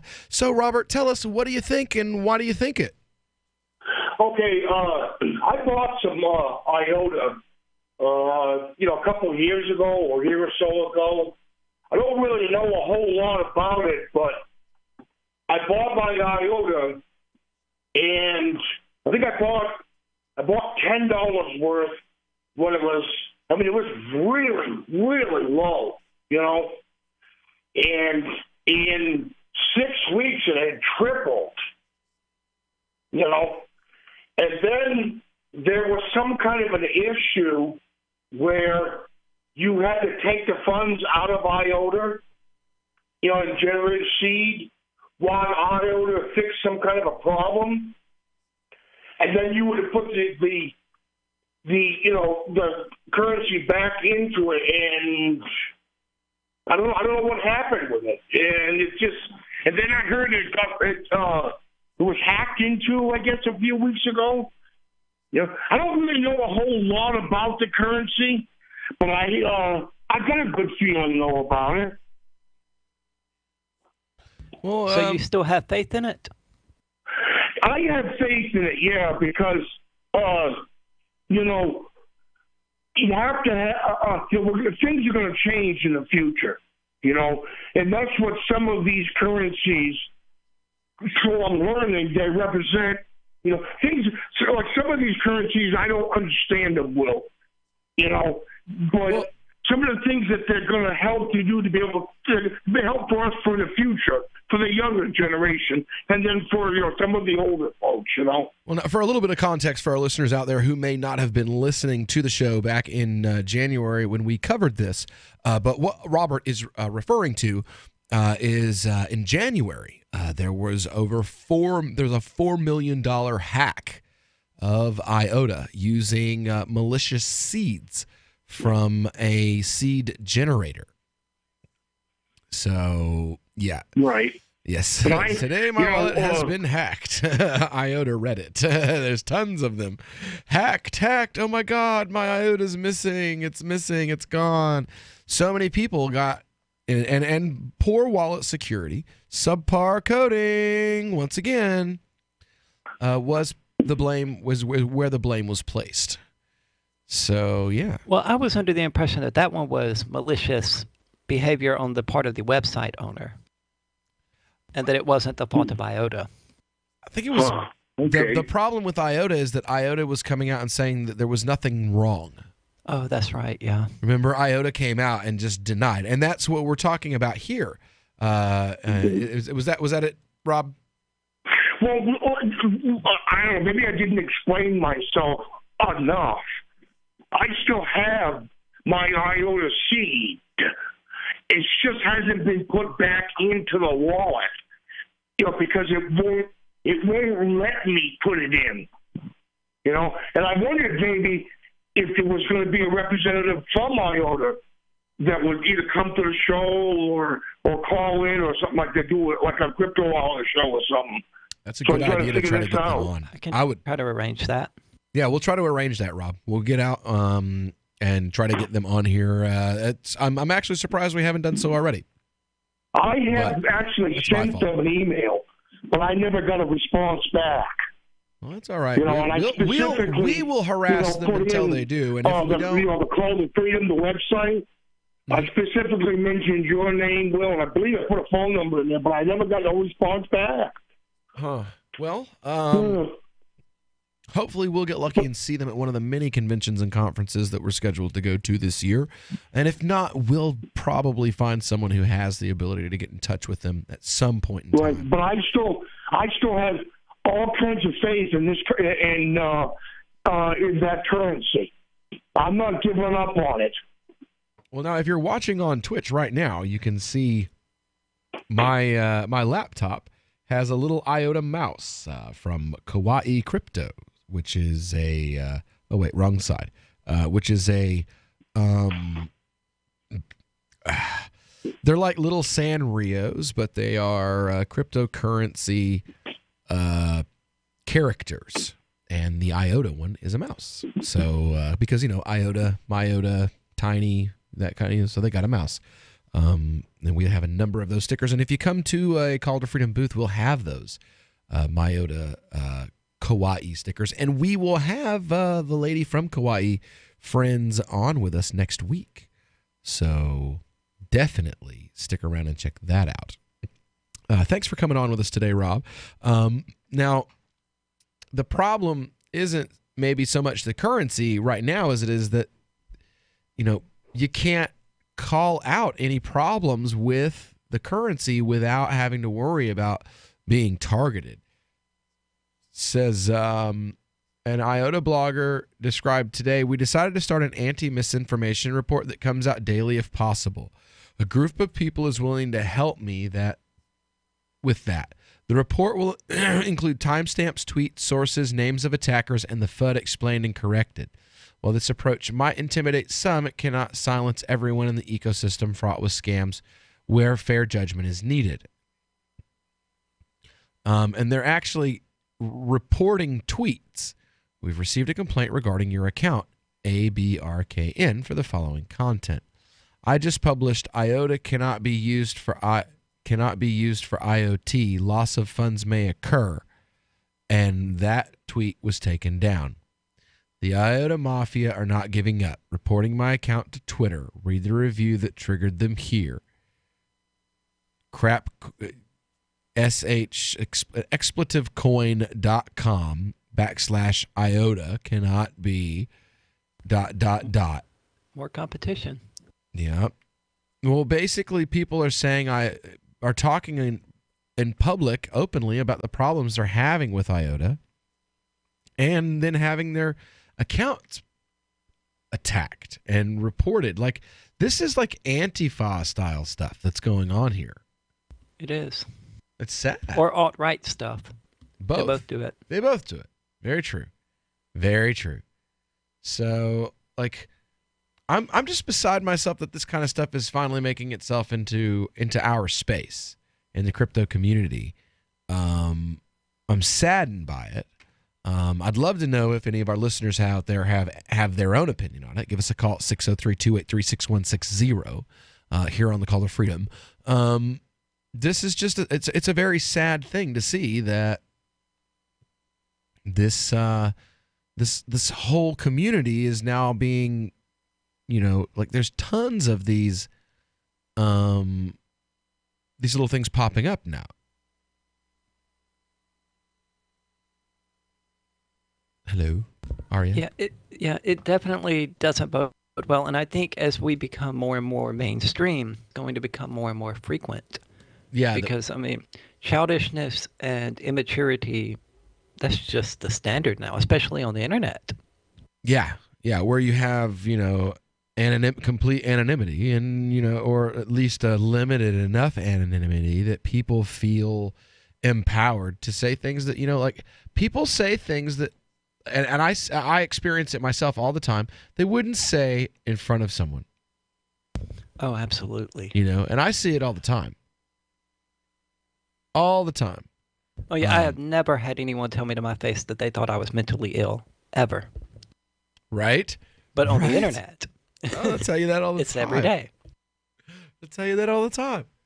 No, like there's some people that I know that they just vile, horrible things but then they'll help you wash dishes when they see you in person, like volunteer to help us do our cleanup effort after we do the Ramadan cooking, but spend like the other 12, the other 51 weeks of the year talking trash, like vile, hateful, unnecessarily mean, vicious trash, to the point that people are like, why are you still friends with this person? And it's like, well, you can't reach the people that you don't talk to.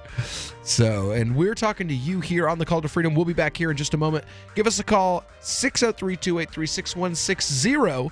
We'll be back with the best of liberty and cryptocurrency news here on the Call to Freedom on LRN.FM. Hey, I'm LRN.FM Program Director Ian Freeman. If you're listening to our free-to-air satellite feed in North or Central America, heads up. We've been on the same channel on the Galaxy 19 satellite since 2010, but now our satellite provider is moving us to a new channel on a different transponder. The original channel will stay on the air until the end of February to give you time to transition without any loss of service, so don't delay. I've posted the new channel details at sat.lrn.fm, but in case you're listening with no internet access, if you do a blind scan on your receiver, you should see the new channel at transponder 12, 11,936 megahertz, horizontal polarization, symbol rate 20,000, FEC 3/4.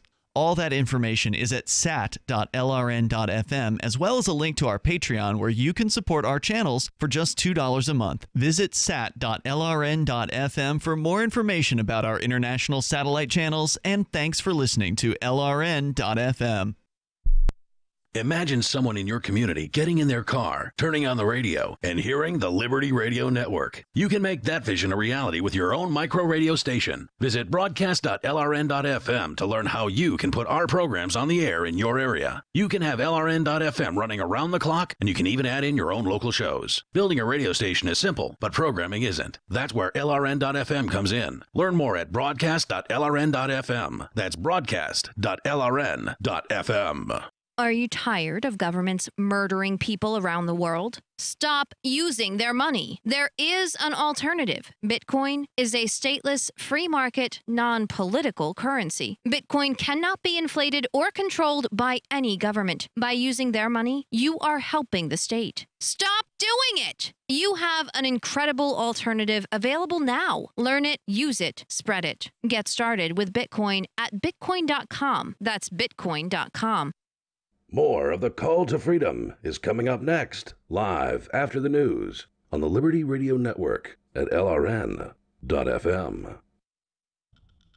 From Keene in the Shire, the Liberty Media capital of the world, this is Daryl W. Perry, host of FPP Radio News for Wednesday, February 14th, 2018. Silver is trading at $16.62 per ounce. Gold is valued at $1,332 per ounce. Zencash is trading at $40, and the average price of Bitcoin is $9,173.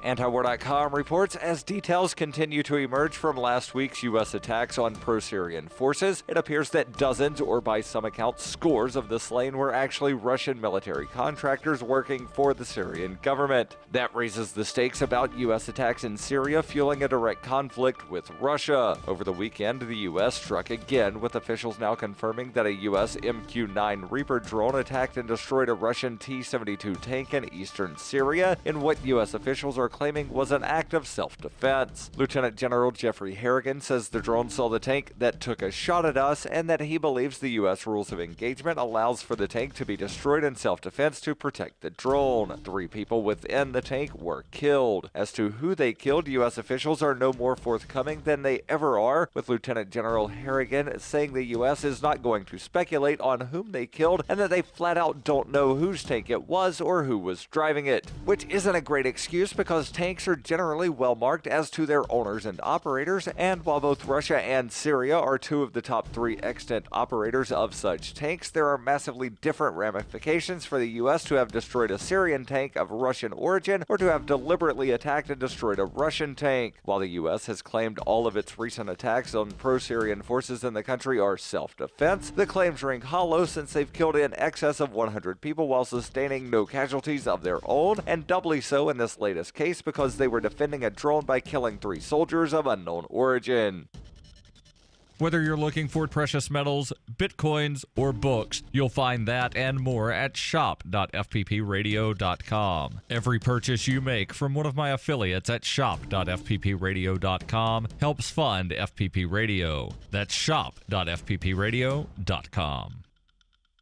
UPI reports the Internal Revenue Service has warned taxpayers of a new scam and to watch their bank accounts for mistaken refunds, followed by calls from scammers to return the money to a collection agency. It's a new twist on an old scam. The fraud begins with scammers stealing client data from tax professionals and using the information to file fraudulent returns with taxpayers' real bank account information to deposit erroneous refunds. The thieves then pose as the IRS or other law enforcement agents in an attempt to get the taxpayers to return the money. In one version, thieves pose as debt collection officials acting on behalf of the IRS and contact the taxpayer to say a refund was deposited in error. They ask the taxpayer to forward the money to their collection agency. Another version uses an automated call with a recorded voice purportedly from the IRS that gives the taxpayer a case number and a telephone number to call to return the money. For over 40 years, Roberts & Roberts Brokerage has been a trusted source for buying and selling precious metals. Gold, silver, platinum, and palladium. They don't feed the banks. They're Bitcoin preferred and have removed the minimum purchase amount for all orders paid in the digital currency. Call Roberts & Roberts Brokerage today for knowledgeable advice on buying and selling precious metals and a forward-thinking approach to new technologies. 800-874-9760 or visit online at rrbi.co.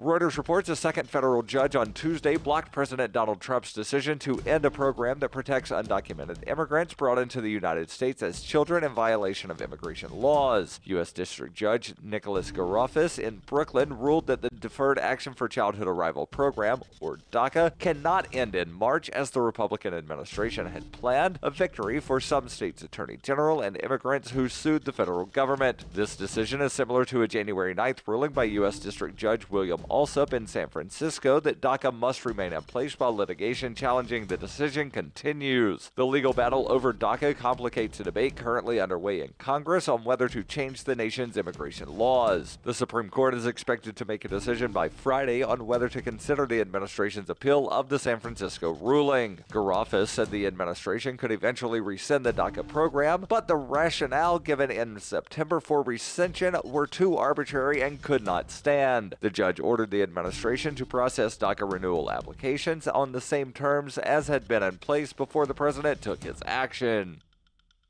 This has been FPP Radio News, online at fppradio.com.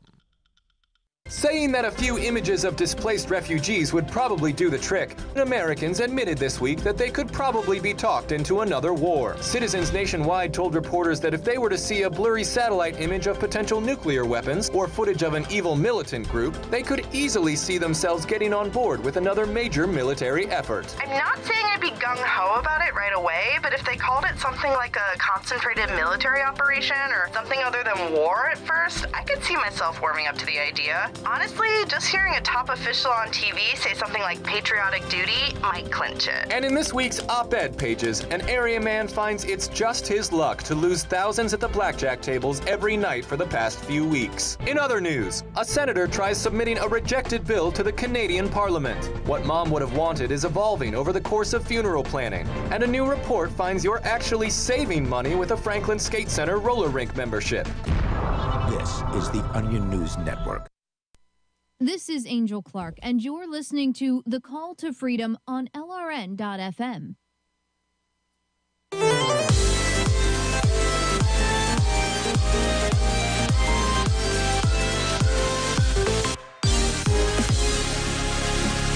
we go, off the rails. You know, it's time to raise ourselves. It's freedom like you never knew. You're back.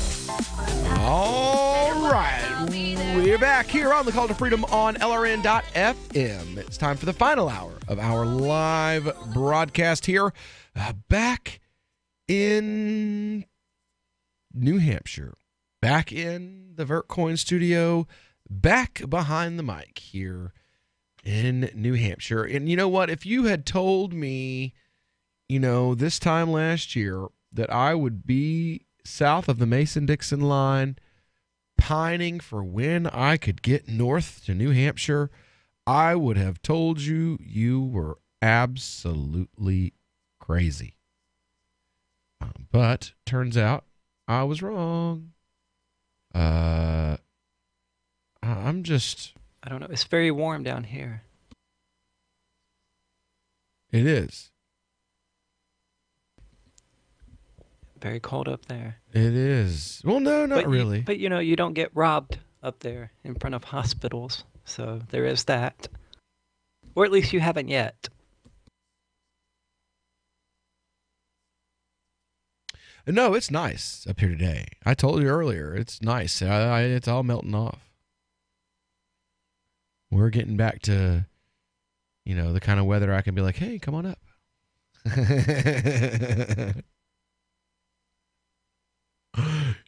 So now we moving right along. Some stories here.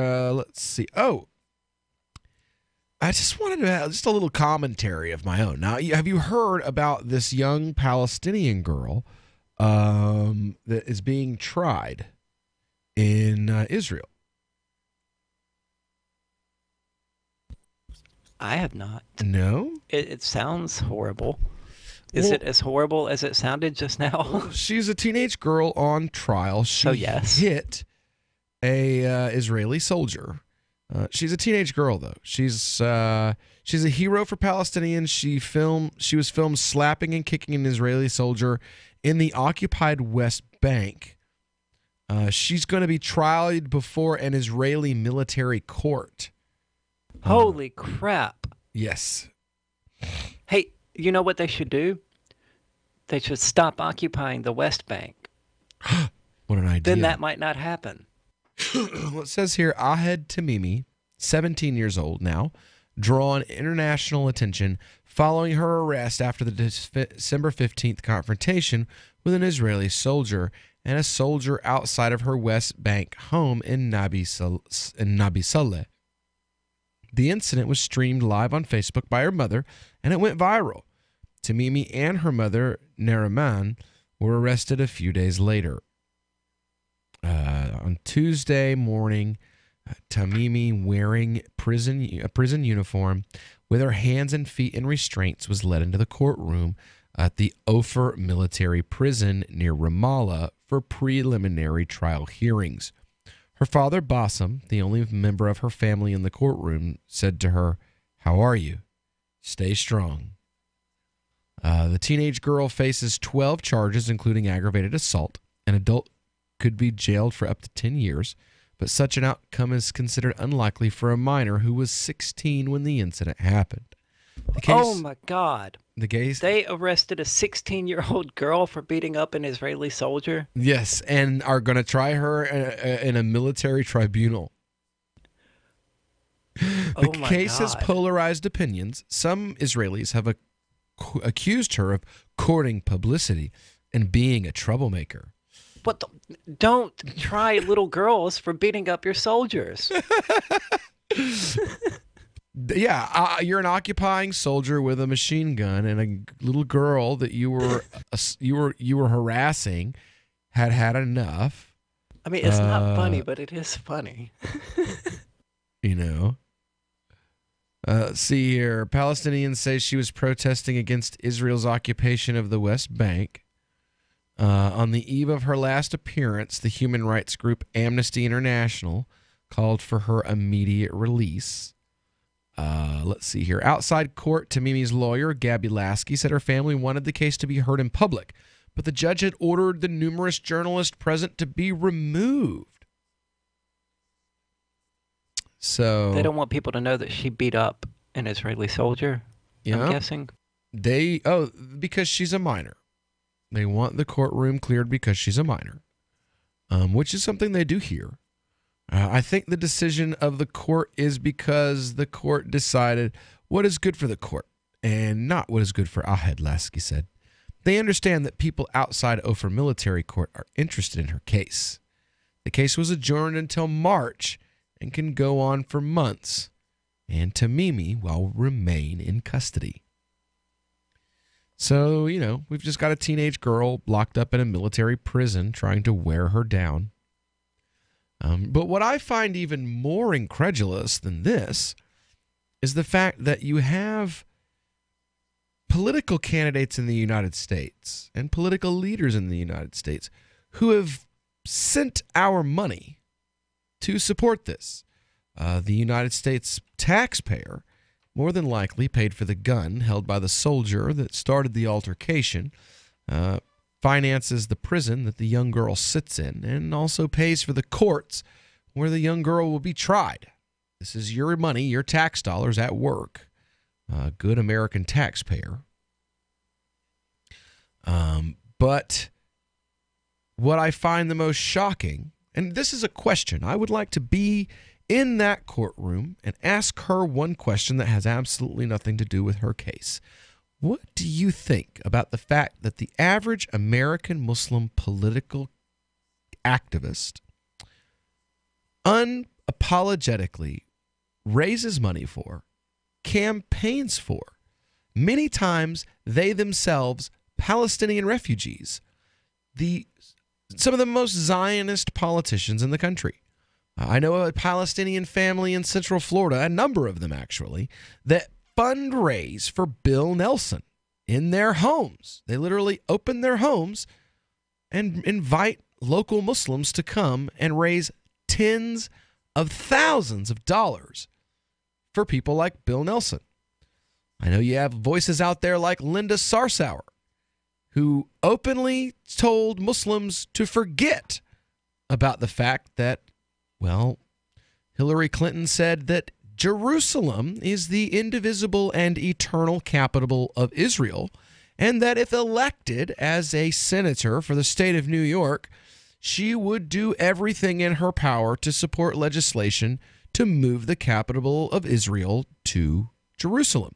Something that now that Trump has done so suddenly evokes outrage among Democrats who were totally okay with it when they were voting for Hillary, who advocated the exact same policies.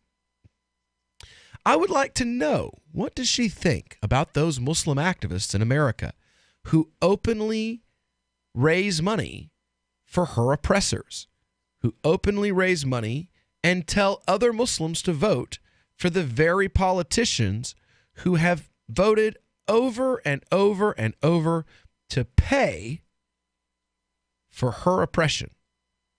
Do you have an opinion on this topic? I know that it has, a lot of people get really heated over this subject. I mean, I'm looking here right now. I was at the Jerusalem Post earlier today reading a story that I found, and there was an advertisement that popped up in front of me. It said, "The war on Iran has begun. Get your tickets today." What? I swear to God, bro.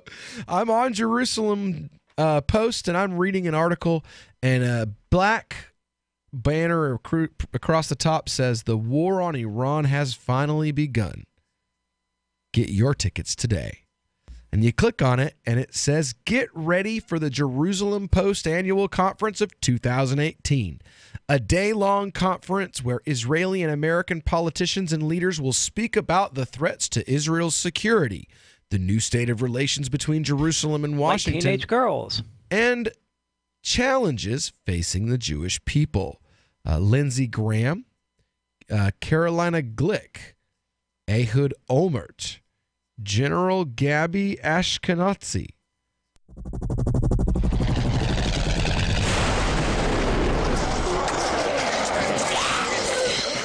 In Survivor Max 2, School Bites, Max must scavenge through a wasteland swarming with the undead. Desperate to find the medicine he needs, he discovers a community of survivors at his former school. Has he finally found the safe haven he's been looking for, or will he discover that school bites?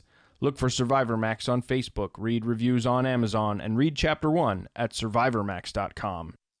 CEO Jeff Potkel went berserk earlier this morning, becoming drenched in his own blood and the blood of several employees as he viciously demanded the staff produce more web video content, or he would, quote, "f***ing kill them all." We need more videos! Videos with bands! Random videos! Funny videos! I want a video with a celebrity! I don't give a shit which one! You think this is funny? I'll show you funny! He threw our office manager's body against the door and then told us that nobody could leave unless we came up with 3 original video ideas. Then he made us watch as he bit his own tongue in half. People don't want to read! They want videos! They want to sit at work and watch videos! Videos need to go viral! Viral! Viral! Viral! This is the Onion News Network. The 3 most important things you can do for LRN.FM are: 1. Let your friends know you're listening to LRN.FM on your social networking profile. 2. Buy the things you buy online through shop.lrn.fm. 3. Give $5 a month to the AMP program at amp.lrn.fm. It's my firm belief that the AMP program is the best use of your charitable dollar among liberty-oriented groups. Support all your favorite organizations, but make sure you give $5 a month to the AMP program at amp.lrn.fm. I love My Magic Mud. I drink a lot of coffee. I had stains on my teeth. Then I found My Magic Mud, and I was told it would remove stains. So I paid attention when I brushed the first time. My Magic Mud is black tooth powder, and the difference it made in my teeth in one application was noticeable. With 4, my teeth were as white as you normal folks out there. Please go to mymagicmud.com and buy a jar. There's 150 applications for $25. You can use Bitcoin, mymagicmud.com. Did you know we've taken our LRN.FM telephone listen line to a new level with the LRN.FM audio on demand line? Now you can call 712-770-8447 anytime and listen to LRN.FM's live feed. And you can listen to a bunch of our original shows on demand. Long distance fees may apply. Just dial 712-770-8447 and choose from the menu. 712-770-8447. Since time began, tyrants have taken aim at personal liberties. Now there's a movie that aims back. The government has no more right to tell us what to put in our bodies than they have to take our guns or tell us what books we can read. 6 drug police were eaten by bears while raiding a marijuana farm. On your knees, you dirty hippies! Jesus. On your knees! What's the problem, officer? Today, many cops who enforce pot laws do so only because it provides them with cushy jobs, good benefits, and a chance to push people around. I was an undercover narcotics officer. The drug war is nothing but a farce. The Second Amendment says you gotta keep you and your gat intact. Guns and Weed, The Road to Freedom. A film by Michael W. Dean and Nima Vadadi. DVD available now at gunsandweed.com or on Amazon.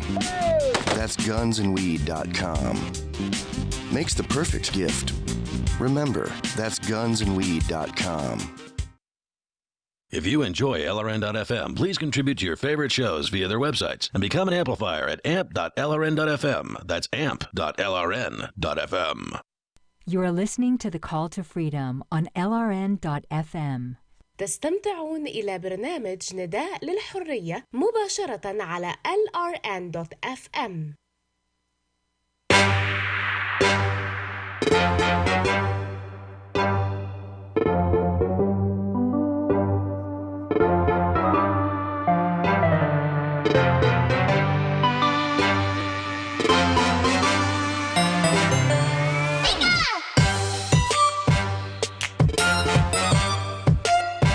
Welcome back to the Call to Freedom on LRN.FM. We are broadcasting live here from the Vertcoin studio here in beautiful Keene, New Hampshire, as always. Joined by my everyday co-host, Miss Aria Demezio from cryptocurrencycheck.org.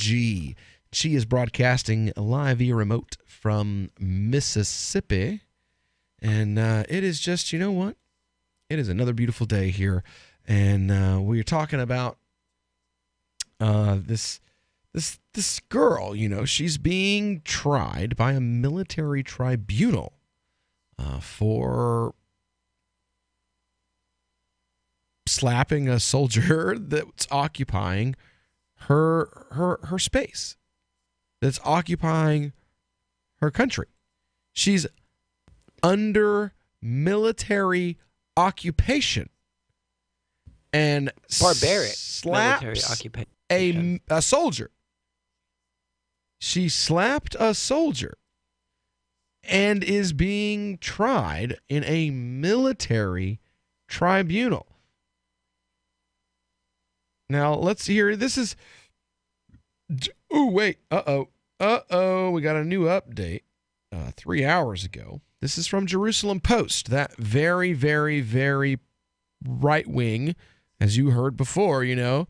Like, they're cheering on. Hey, man, the war has begun. Get your tickets for the front row for the Killing Fest. I mean, that is the most right-wing thing ever. Yeah. So it says here the UN has called on Israel to free Ahed Tamimi. It also demanded that her trial, which began on Tuesday at Ofer Military Court, be held in public view, including the view of the media. I don't see why they would, they want to protect her identity. How are they protecting her? Everybody on earth knows her picture is all over the internet. Her name is all over the internet. Yeah, from what I saw, you can actually see a video of her doing it. Yes, the video of her doing it went viral. So exactly what are they protecting? That's the judge's argument, is that they're protecting her. They're protecting her privacy. Really? Sure. Isn't that a choice for her to make? Well, and her attorneys are not okay with it not being public. So that means she wants it to be public, and the Israeli military courts are saying no. So who does it sound like actually has something they'd like to hide? How about a military court trying a teenage girl isn't good for public opinion? How about that is what's really going on here? United Nations human rights investigators have called on Israel to free a 17-year-old, Miss Ahed Tamimi, from jail during her trial for assault and incitement, warning that it violated her rights under international law. They also demanded that her trial be held in public view rather than behind closed doors. I'm no fan of the UN, but I mean, good job, guys. The Convention on the Rights of the Child, which Israel has ratified, clearly states that children are to be deprived of their liberty only as a last resort and only for the shortest appropriate period of time. Canadian legal yeah, but she's expert. Palestinian, so she has no rights to Israel. She has no rights to half of the world. What do you mean to Israel? 2/3 of the world doesn't think that she has rights. 80% of Christians on the face of the planet, and that's being generous in my opinion, don't think that she has rights as a human being, that she even is a human being. So, on Tom's behalf, I will say that 80% of the people who call themselves Christians believe that. Says here he holds the position of special rapporteur on the situation of human rights in the Palestinian territory, typically reports to the UN Human Rights Council, which is slated to open its 37th session in Geneva, February 26th. None of the facts of this case would appear to justify her ongoing detention, says Link. Jose Guevara, chairman of the Working Group of Arbitrary Detention, also said that her right to access to legal counsel had been violated when she was first arrested and interrogated way back in December.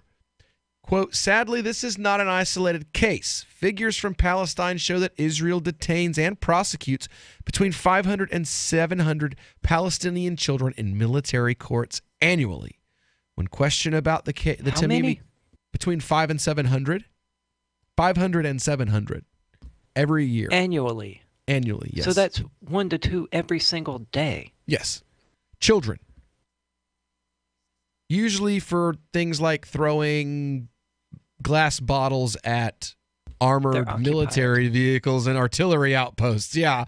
You know, like, hey, that guy just shot at me, so I threw a rock at him. Now you come arrest me and throw me in jail and try me in a military court. Oh, yeah, by the way, I'm 8. And yeah, literally, seriously, man, there's actually documentaries showing where like 7 and 8-year-olds have been arrested and tried. I thought you were joking. That isn't in the least funny. You know, and this is American tax dollars, and if you don't support it, you know, I just, if you don't support it, you can't get elected. That's the worst part, is that our media will literally eviscerate a candidate if they don't support it. Yeah. I mean, if you saw, well, I mean, if you say anything except 100% pro-Christianity, pro-Israel, anything, the media is going to eviscerate you. Oh yeah, there are organizations that have millions and millions of dollars that are poured into them for no other reason than to do that, than to attack anyone who speaks out. Lord, there was one guy, all he did was say, I'm sorry, I'm a senator for the United States of America, not in the United States, not in the state of, not in Israel. And he lost the next election, And I think he was a CIA director. And that was why people hated him and didn't want him in the CIA, was that statement. Him saying that he put the rights and representation and the well-being of the United States ahead of a foreign country. And that's what got him blacklisted in the United States, in the media, and in our own government. Our government will blacklist a politician who says they put the security and well-being and interests of the United States of America ahead of those of a foreign nation because of the interpretation of 3 books of the Bible of 80% of the people that call themselves Christians in the United States. That's where we are today, people. And it outrages our listeners, I'm sure. Give us a call, 603-283-6160. We'll be back with more idiocy that you're paying for here on the Call to Freedom on LRN.FM.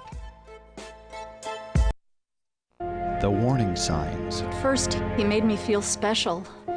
He promised he'd look after me, provide for my future.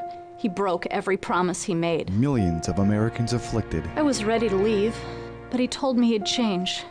So I gave him another chance. I was such a fool. The consequences. Things only got worse. He started making my decisions for me.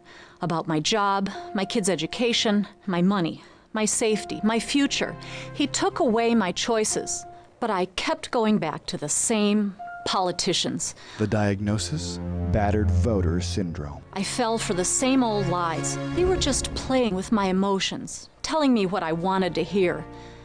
That's not right. If you're tired of the two-party system but want to support a principled Libertarian Party, check out the Libertarian Party of New Hampshire at lpnh.org. That's lpnh.org. Ross Ulbricht was convicted in early 2015 of running the infamous Silk Road Underground Market. The Silk Road was a gift to humanity and helped reduce the harms brought on by drug prohibition. For this good deed, Ross has been sentenced to life in prison with no possibility of parole. Now, an appeal is Ross's only chance, and he needs your support. Please visit freeross.org, where you can contribute via various methods, including Bitcoin. Visit freeross.org. That's freeross.org. Why did you move to the Shire? I moved here to the Shire because there's other people around who take liberty just as seriously as I do. I moved to the Shire because I saw videos of people challenging authority and thought that I could get support myself. It called to me, like, do this right now. I wanted to be around people like me who got it. And once I got here, I knew there was nowhere else that I wanted to be. I've always wanted to change the world. So I moved to the Shire to join people who were actually working towards doing the same thing.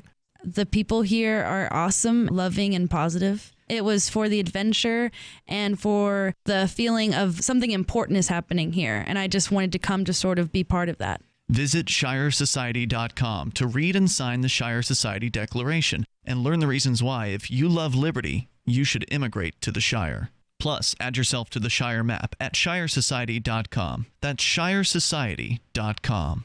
Some of you asked, and now we've delivered. LRN.FM's live Keene, New Hampshire studio shows are now streamed in HD on Twitch. Visit our channel at twitch.lrn.fm and give it a follow. If you have Amazon Prime, you get 1 free subscription on Twitch. If you use it on our channel, Twitch will give LRN.FM a monthly piece of your Prime subscription cost. So please watch, follow, share, and subscribe to twitch.lrn.fm. That's twitch.lrn.fm.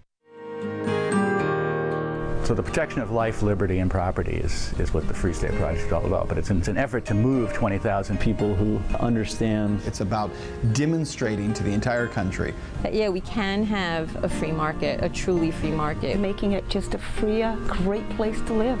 It's the world's largest voluntarist libertarian community, and it's only getting bigger. That's amazing, to be able to move to a place where other people passionately believe in being free and independent. What the Free State Project is managing to do, though, is to put their money where their mouth is. It's physically getting up across the country and saying, let's go someplace and let's demonstrate the power of these ideas. There's a lot of kind of philosophy that surrounds liberty. There's a lot of thinking about it and talking about it. But here in New Hampshire, people are doing it. 101 Reasons Liberty Lives in New Hampshire, a documentary by Free State Project Early Movers. Watch it free at 101reasonsfilm.com. 101reasonsfilm.com.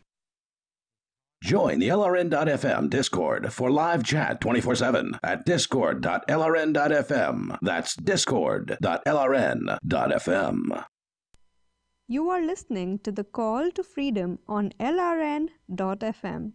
आप सुन रहे हैं स्वतंत्रता की पुकार सिर्फ और सिर्फ LRN.FM पे।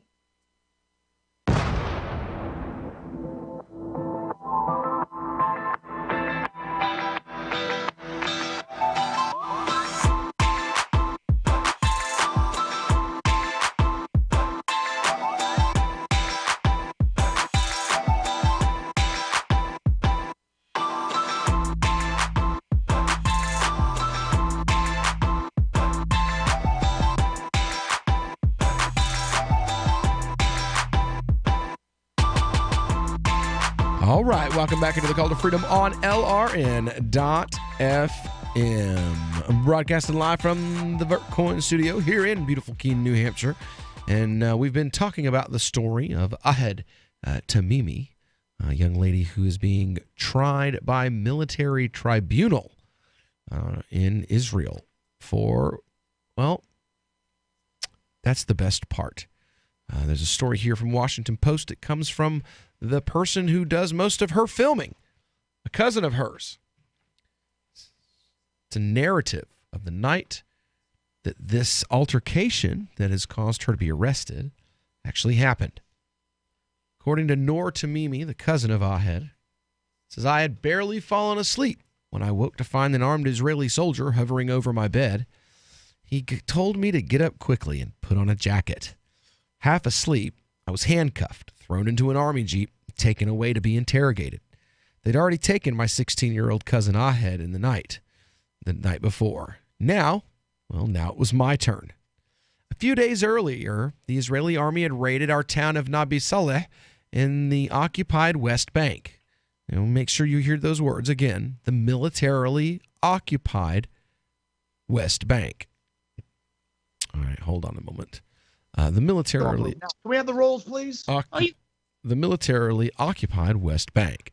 Now, says here, they had come to suppress our weekly demonstration against the illegal Jewish settlements being built on our land and the theft of our fresh water supplies from our local spring by settlers. During the demonstration, a soldier shot our 15-year-old cousin Muhammad in the face from close range, shattering his skull. He was rushed to the hospital and had to be medically induced into a coma. About half an hour later, still traumatized by what happened to our cousin, we found soldiers in the front yard of Ahed's house where we were sitting and tried to get them to leave. For demanding that they leave her property, my unarmed cousin is now facing charges for confronting an armed soldier. When a video of the encounter was shown in Israel, it went viral, and many Israelis demanded that we be punished. So the following week, soldiers came to Ahed's home in the middle of the night, and she was taken away to prison. The next day, her mother, Nariman, was also taken to prison when she went to check on Ahed. Later that night, I was arrested as well. I was released on bail after 16 days. Ahed has now been languishing in prison for nearly 2 months, as has her mother. On January 31st, she spent her 17th birthday in a cell. The start of her trial in a military court has been delayed several times. The latest postponement on Tuesday came when it was rescheduled for March 11th. A blatant attempt to avoid the scrutiny of the international media, the judge also ruled that journalists will be barred from attending. The charges that Ahed faces carry a maximum of 20 years. I still face charges as well. In prison, we were treated badly. After being arrested, Ahed was taken to a basement cell and interrogated without a parent or lawyer present. She and I were repeatedly moved from one prison to another. held with regular Israeli criminals and subjected to sexist and degrading verbal harassment. The army knows how to place psychological pressure on you. They deprived us of sleep and of food, and I was forced to remain seated in a chair, unable to move for long hours at a time. When we were brought to military court for a hearing, it was very hard seeing our parents sitting in the back, feeling worried and helpless. My uncle, Ahed's father, and my own father know firsthand what an Israeli prison feels and smells like. Both imprisoned multiple times because of their nonviolent resistance to Israel's occupation. Bassem was named prisoner of conscience twice by Amnesty International, which has also called for Ahed's release. Now, on the line, I believe we have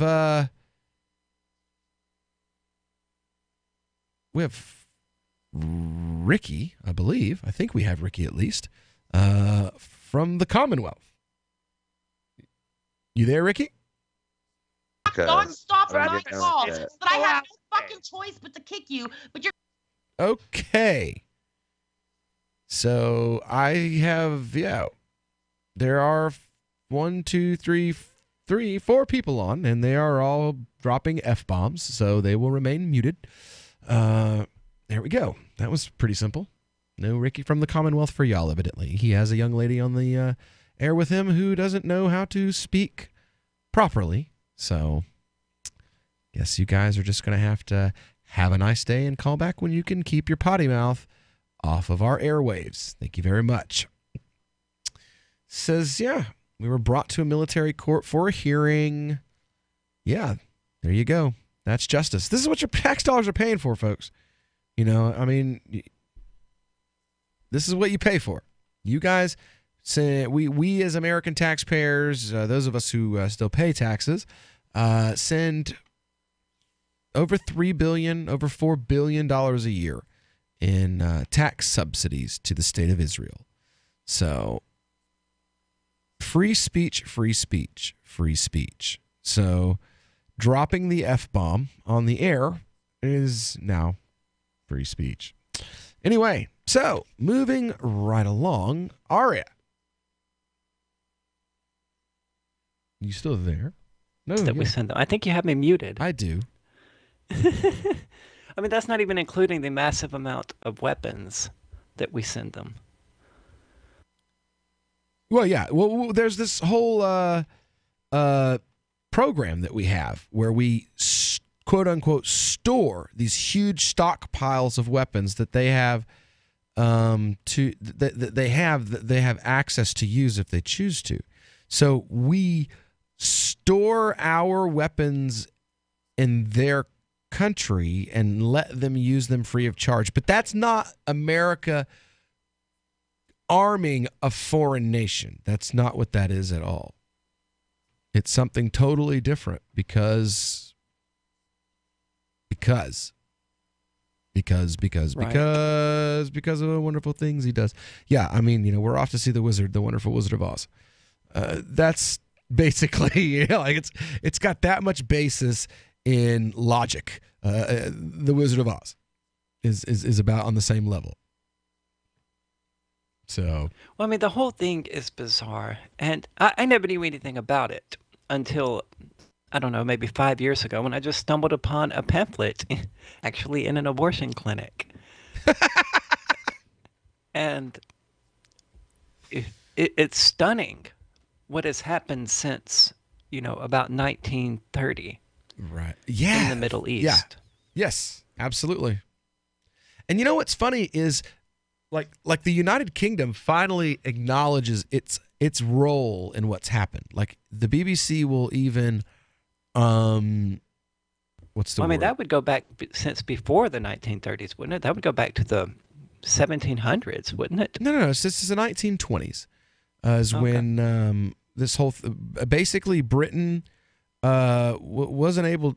They lost the Crusades, and when they retook the area, they promised it to a number of different people, and then gave it to European Jews, and local Jews in Israel that were already living in the Holy Land were against it. They were against this relocation of European Jews. They knew that it would create unrest, and they protested it, and many of them fought alongside Arab Christians and Arab Muslims against the European takeover of the Holy Land. We'll be right back.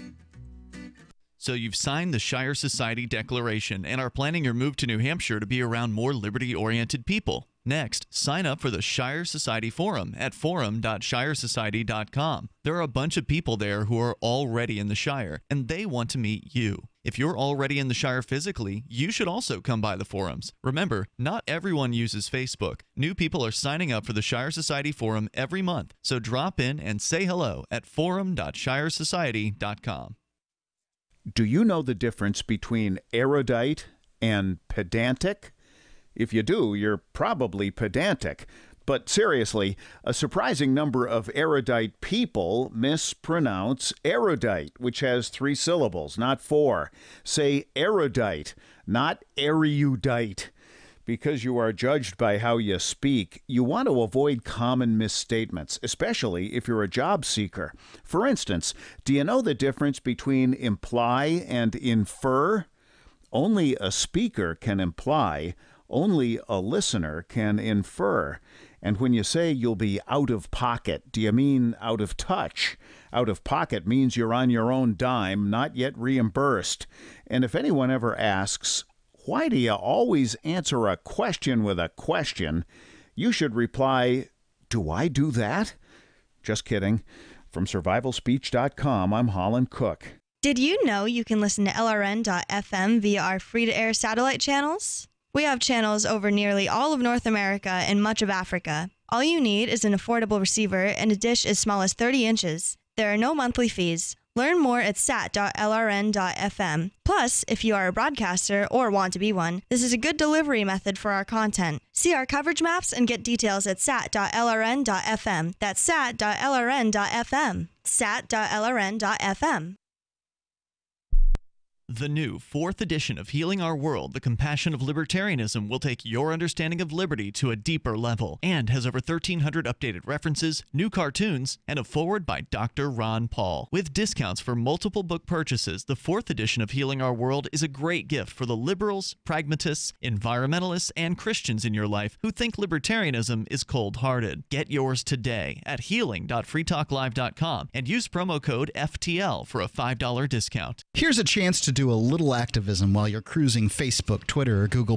Between the LOL cats, the recipes, the hot girls, and the inspirational sunrise memes, Free Talk Live's posts pass by your newsfeed. Like them, comment. It gives us more exposure. If you don't see our posts, click like at facebook.freetalklive.com and then hover over it to click Get Notifications. It's an easy way to spread the ideas of liberty a bit further. I know you're busy, but you can spare that 1/10 of a calorie it takes to click on something. facebook.freetalklive.com.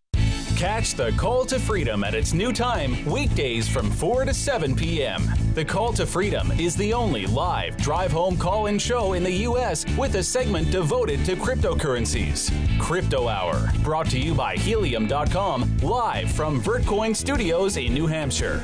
Learn about what makes cryptocurrencies so great and why you should care about them. Updates on new coins and ICOs, and warnings of scams. Plus, hear from traders, whales, developers, and big names in the crypto world. You can also win crypto coins or tokens every episode. Just listen for the faucet sound and be the 5th caller to get free Dash, Litecoin, Vertcoin, Verge, or other cryptocurrencies. The Call to Freedom with Will and Aria, featuring Crypto Hour. Broadcast internationally through our BitPlus network satellite. Weekdays from 4 to 7 p.m. on LRN FM.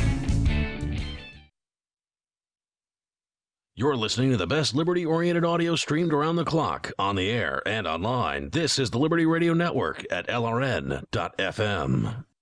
You are listening to the Call to Freedom on LRN.FM. Unasikiliza wito wa uhuru katika LRN.FM.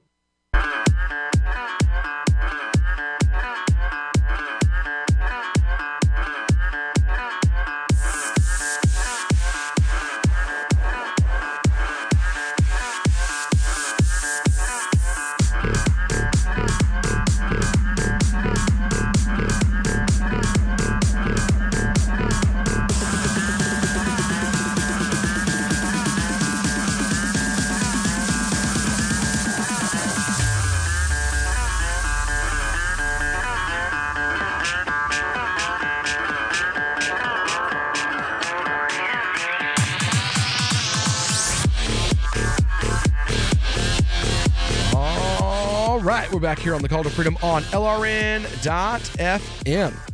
Final segment of today's broadcast here. Finally, back in New Hampshire, back in the studio, our Vertcoin studio, back behind the mic, enjoying every minute of it. Glad to finally be back here. If you told me, a good old Southern boy, that I would be just could not wait to get back above the Mason-Dixon line, I would have told you were crazy.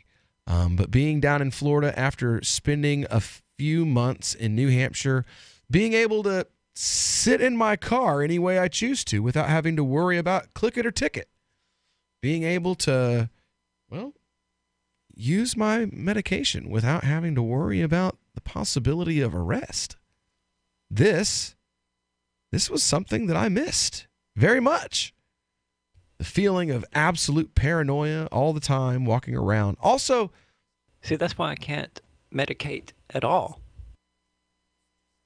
You know, I just couldn't wait to get back. As soon as my feet touched the sidewalk in front of that airport, I was like, man, I just can't wait to get back home. I mean, I had a great time with the grandchild and all. That was great. But I couldn't wait to get back here.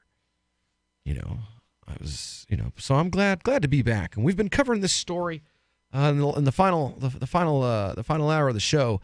And I see some libertarians that side with Israel on this, and it's like, this is a young girl. Her cousin was shot in the face with a beanbag and his skull fractured because their town is known for nonviolent resistance to the Israeli occupation. They're known for getting international media attention for nonviolently resisting the Israeli occupation. They're doing exactly what the United States and America claim that they should be doing. And the response of the Israeli military is to send in crack squads of goons to shoot up their town. Her 15-year-old cousin is nearly killed. They then go to her home, and she fights with them. She kicks a soldier. Oh my God. A man with a gun is in her yard on her private property, and she has the audacity to kick him.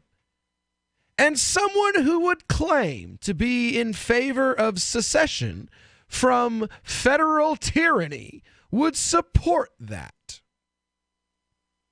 I'm just a little shocked at the level of cognitive dissonance that it requires for a human being to say, I oppose government tyranny. I stand for your right to defend your private property. But if you're a 16-year-old Israeli girl and you kick an armed a 16-year-old Palestinian girl, and you kicked an armed Israeli soldier who is on your property threatening you, you are above that. You are not entitled to stand up for your right to protect your property. You are not entitled to stand up for your right to protect your life. And what's really funny is many times the very people who would stand and say that this young girl does not have a right to protect her life or property would also be against the fact that the guy who hid in wait in his basement and shot 2 teenagers was sent to prison because, well, he was just protecting his property. So for 2 teenagers, unarmed teenagers, to break into your home and you gun them down in cold blood and murder them and you go to prison for that, that's wrong because you're defending your property. But a 16-year-old girl, a child, kicks an armed adult, an Israeli military soldier, an occupying military soldier. Oh, well, that child, that girl does not have a right to self-defense. That girl, that child does not have a right to defend her property. That girl, that child does not have a right to self-defense. Tell me on what planet those are not conflicting positions. Well, I mean, so much of that particular flavor of Christianity, alt-rightism, / we pretend to be libertarianism when it's convenient to us, / let's write books with covers of Muslims hanging from helicopters, rely strongly on cognitive dissonance. I mean, it's basically, we want to say we like liberty and rights as long as we're the ones who get to define what they are, and when and we with get our done boots on defining other people's them, necks. well, when we get to define what rights are, and then once we've defined what they are, we also get to define that they only apply to us and people that look and think like us. Sadly. You know, I mean, long and the short of it. So, anyway. Yay. Anyway. Says, blah, blah, blah, blah, blah, blah, blah, blah, more blah, blah, blah, amnesty, prisoner of conscience, freezing cold, waited for a hearing. They know the pain of handcuffs. They are tightened on our wrists and ankles, dirty cells, smell of rotten food. More than 300 Palestinian children currently imprisoned by the Israeli army. Second generation of Tamimis to spend our whole lives under Israel's oppressive 50 military rule. Grew up under constant watch and control of Israeli soldiers at a young age. We had learned resistance, determination, and persistence. In order to survive, we had to be acutely aware of our surroundings. Even the most basic things, such as being able to move freely or take a day trip, wasn't a possibility because of military checkpoints and other impediments. We had no room to breathe, sometimes literally, as clouds of tear gas fired by soldiers engulfed our homes. Sadly, we are used to soldiers forcing their ways into our homes, their cameras clicking as they take photos of the males in the family, documenting how many windows and doors we have, stealing and destroying our personal belongings. There is no privacy. In addition to my father, my mother, and my brother have all been imprisoned. My uncle was shot and killed during a demonstration in 2012, while my mother was shot in the leg during another march and developed asthma because of tear gas exposure. We have had our childhood stolen, never knowing the feeling of safety, security, and quiet. The unfortunate truth is that this isn't only the reality of Ahad and I, or just the town of Nabi Saleh. It is the reality of most Palestinians, especially the young ones. We cannot stand up to Israel. The international community and all people of conscience must also stand for justice and not tolerate Israel's abuse of our rights, especially those of children. I imagine my life without the hardships of Israel's military rule, enjoying the simple liberty of being able to make it to class on time because there's no checkpoint closing off my town from my school, not having to worry about me or my loved ones being killed, thrown into military prison, injured, just for standing up for their own property and rights. Like all people want, we simply want to be able to live in freedom. So there you go. This is what your tax dollars are busy paying for. As we and our politicians stand here, and the ones who support this the most particularly, talk about their devotion to capitalism, to free markets, to private property, and the ability to defend it. Those who stand up and scream and rant and rave and make lots of to-do about their support of the Second Amendment, because you know it's all about protecting yourself from exactly what the state of Israel does to the Palestinians every single day.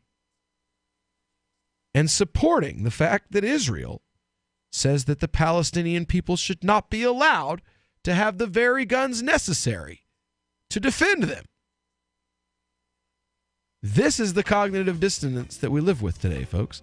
This is what you vote for. So vote harder and come back tomorrow, where you'll get other chances to win free coins and to hear me rant on about how your money is being wasted, murdering people all across the world. Stick around. Free Talk Live is coming up next. This is it for the Call to Freedom here on LRN.FM. We'll see you tomorrow.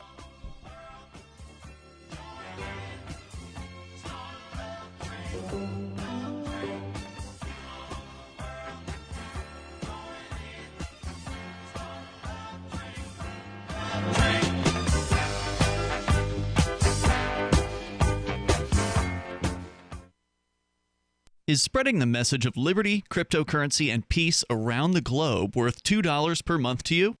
As you may already know, in addition to our internet feed, LRN.FM broadcasts on free-to-air satellite across North and Central America, as well as Sub-Saharan Africa. And we've been available on satellite for free 24/7 since 2010. The LRN.FM free-to-air satellite signal is reaching some of the most oppressive regimes in the world, and there's no doubt our ideas are making an impact. You can learn more about the channel's impact by watching the 3-minute video at fund.lrn.fm. If you'd like to help free minds